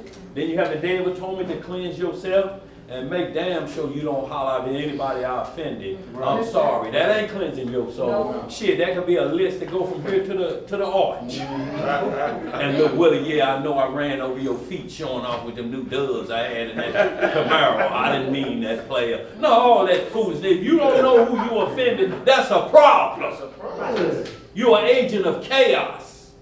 If you don't know who you offended, your list should be extremely short. He wouldn't accept my apology. Yeah, he's still a little mad at me about that, but I apologize to him. I asked the Lord to take that over. But you should be able to count them like one. Right. Because the script say better it is to not be a friend than to be an enemy. It's better that you don't have no friends, but don't be nobody's enemy. Because you have to drive and look like this. You have to always make sure that it's ready if you got enemies. You understand what I'm saying? Yeah, don't shut above yourself. So with that, y'all, and then we got the Feast of Tabernacles. Y'all know we go camping. We got a deadline coming up. Since I can't remember when the deadline is, but it's coming up in a week or so. Just put your down payment down. If you don't have your down payment right now, we need to get your name on the list. So far, we got 2 people coming from out of town. We got Skinny Black and his family. We got Sister Renaya coming. So far, that's the 2 we got from out of town. But y'all need to get with us so we lock it in, because we have 3 campgrounds and there's 50 people per ground. That don't mean 50 tents. That means a total of 50 people. Y'all understand what I'm saying? Mm-hmm. 1, 2, 3, 4, 5, 49, 50. That's it. My daughter.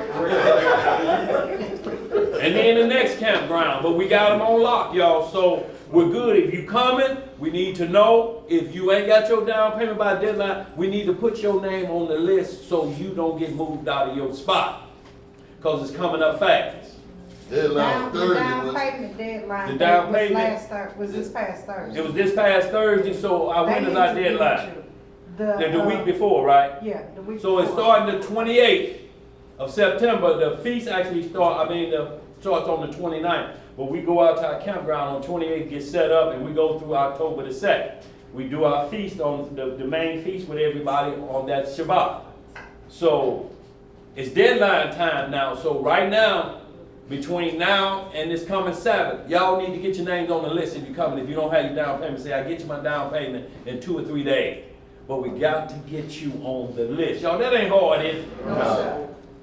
Now, if you got the money to put it down, go ahead and do that. But if you don't get your name on the list and that deadline hit, ain't no need coming out there.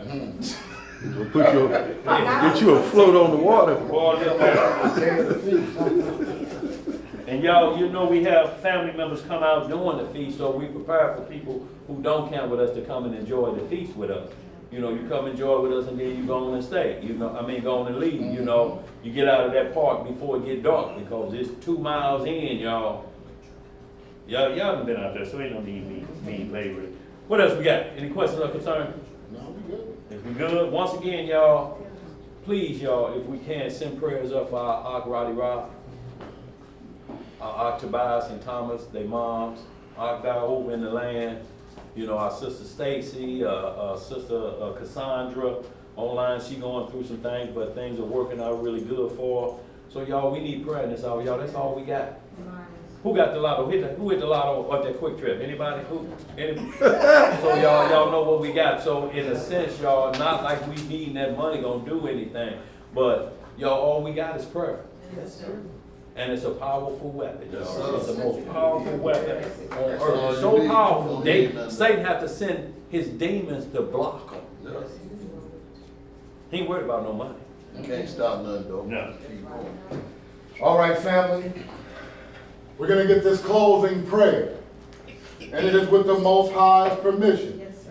And is in the name of His only begotten and beloved Son. Yes, sir. Our Lord and Savior and our Redeemer. Yes, sir. Yeshua HaMashiach. But we know Him as Jesus the Christ, family. Yes, sir. Long live the King. Long live the King. Reading in the book of Psalms. Read it. In the 30th chapter, it reads, I will extol thee, O Yahweh. Yes, sir. For thou hast lifted me up. Yes, sir. And hast not made my foes to rejoice over me. O Yahweh, my power, I cried unto thee, and thou hast healed me. Yes, sir. O Yahweh, thou hast brought up my soul from the grave. Thou hast kept me alive, that I should not go down to the pit. Yes, sir. Sing unto the Most High, O ye saints of His, and give thanks at the remembrance of His holiness. For His anger endureth but a moment. Yes, sir. In His favor is life. Yes, sir. Weeping may endure for a night, Yes. but joy cometh in the morning. Yes, sir. And in my prosperity I said, I shall never be moved. Master, by thy favor, thou hast made my mountain to stand strong. Yes, sir. Thou didst hide thy face, and I was troubled. I cried to thee, O Yahweh. Yes, sir. And unto the Most High I made supplication. What profit is there in my blood when I go down to the pit? Shall the dust praise thee? Shall it declare thy truth?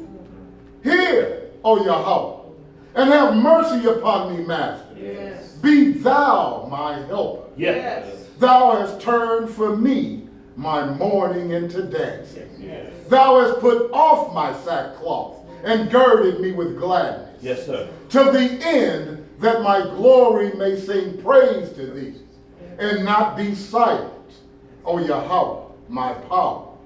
I will give thanks Yes. unto thee forever.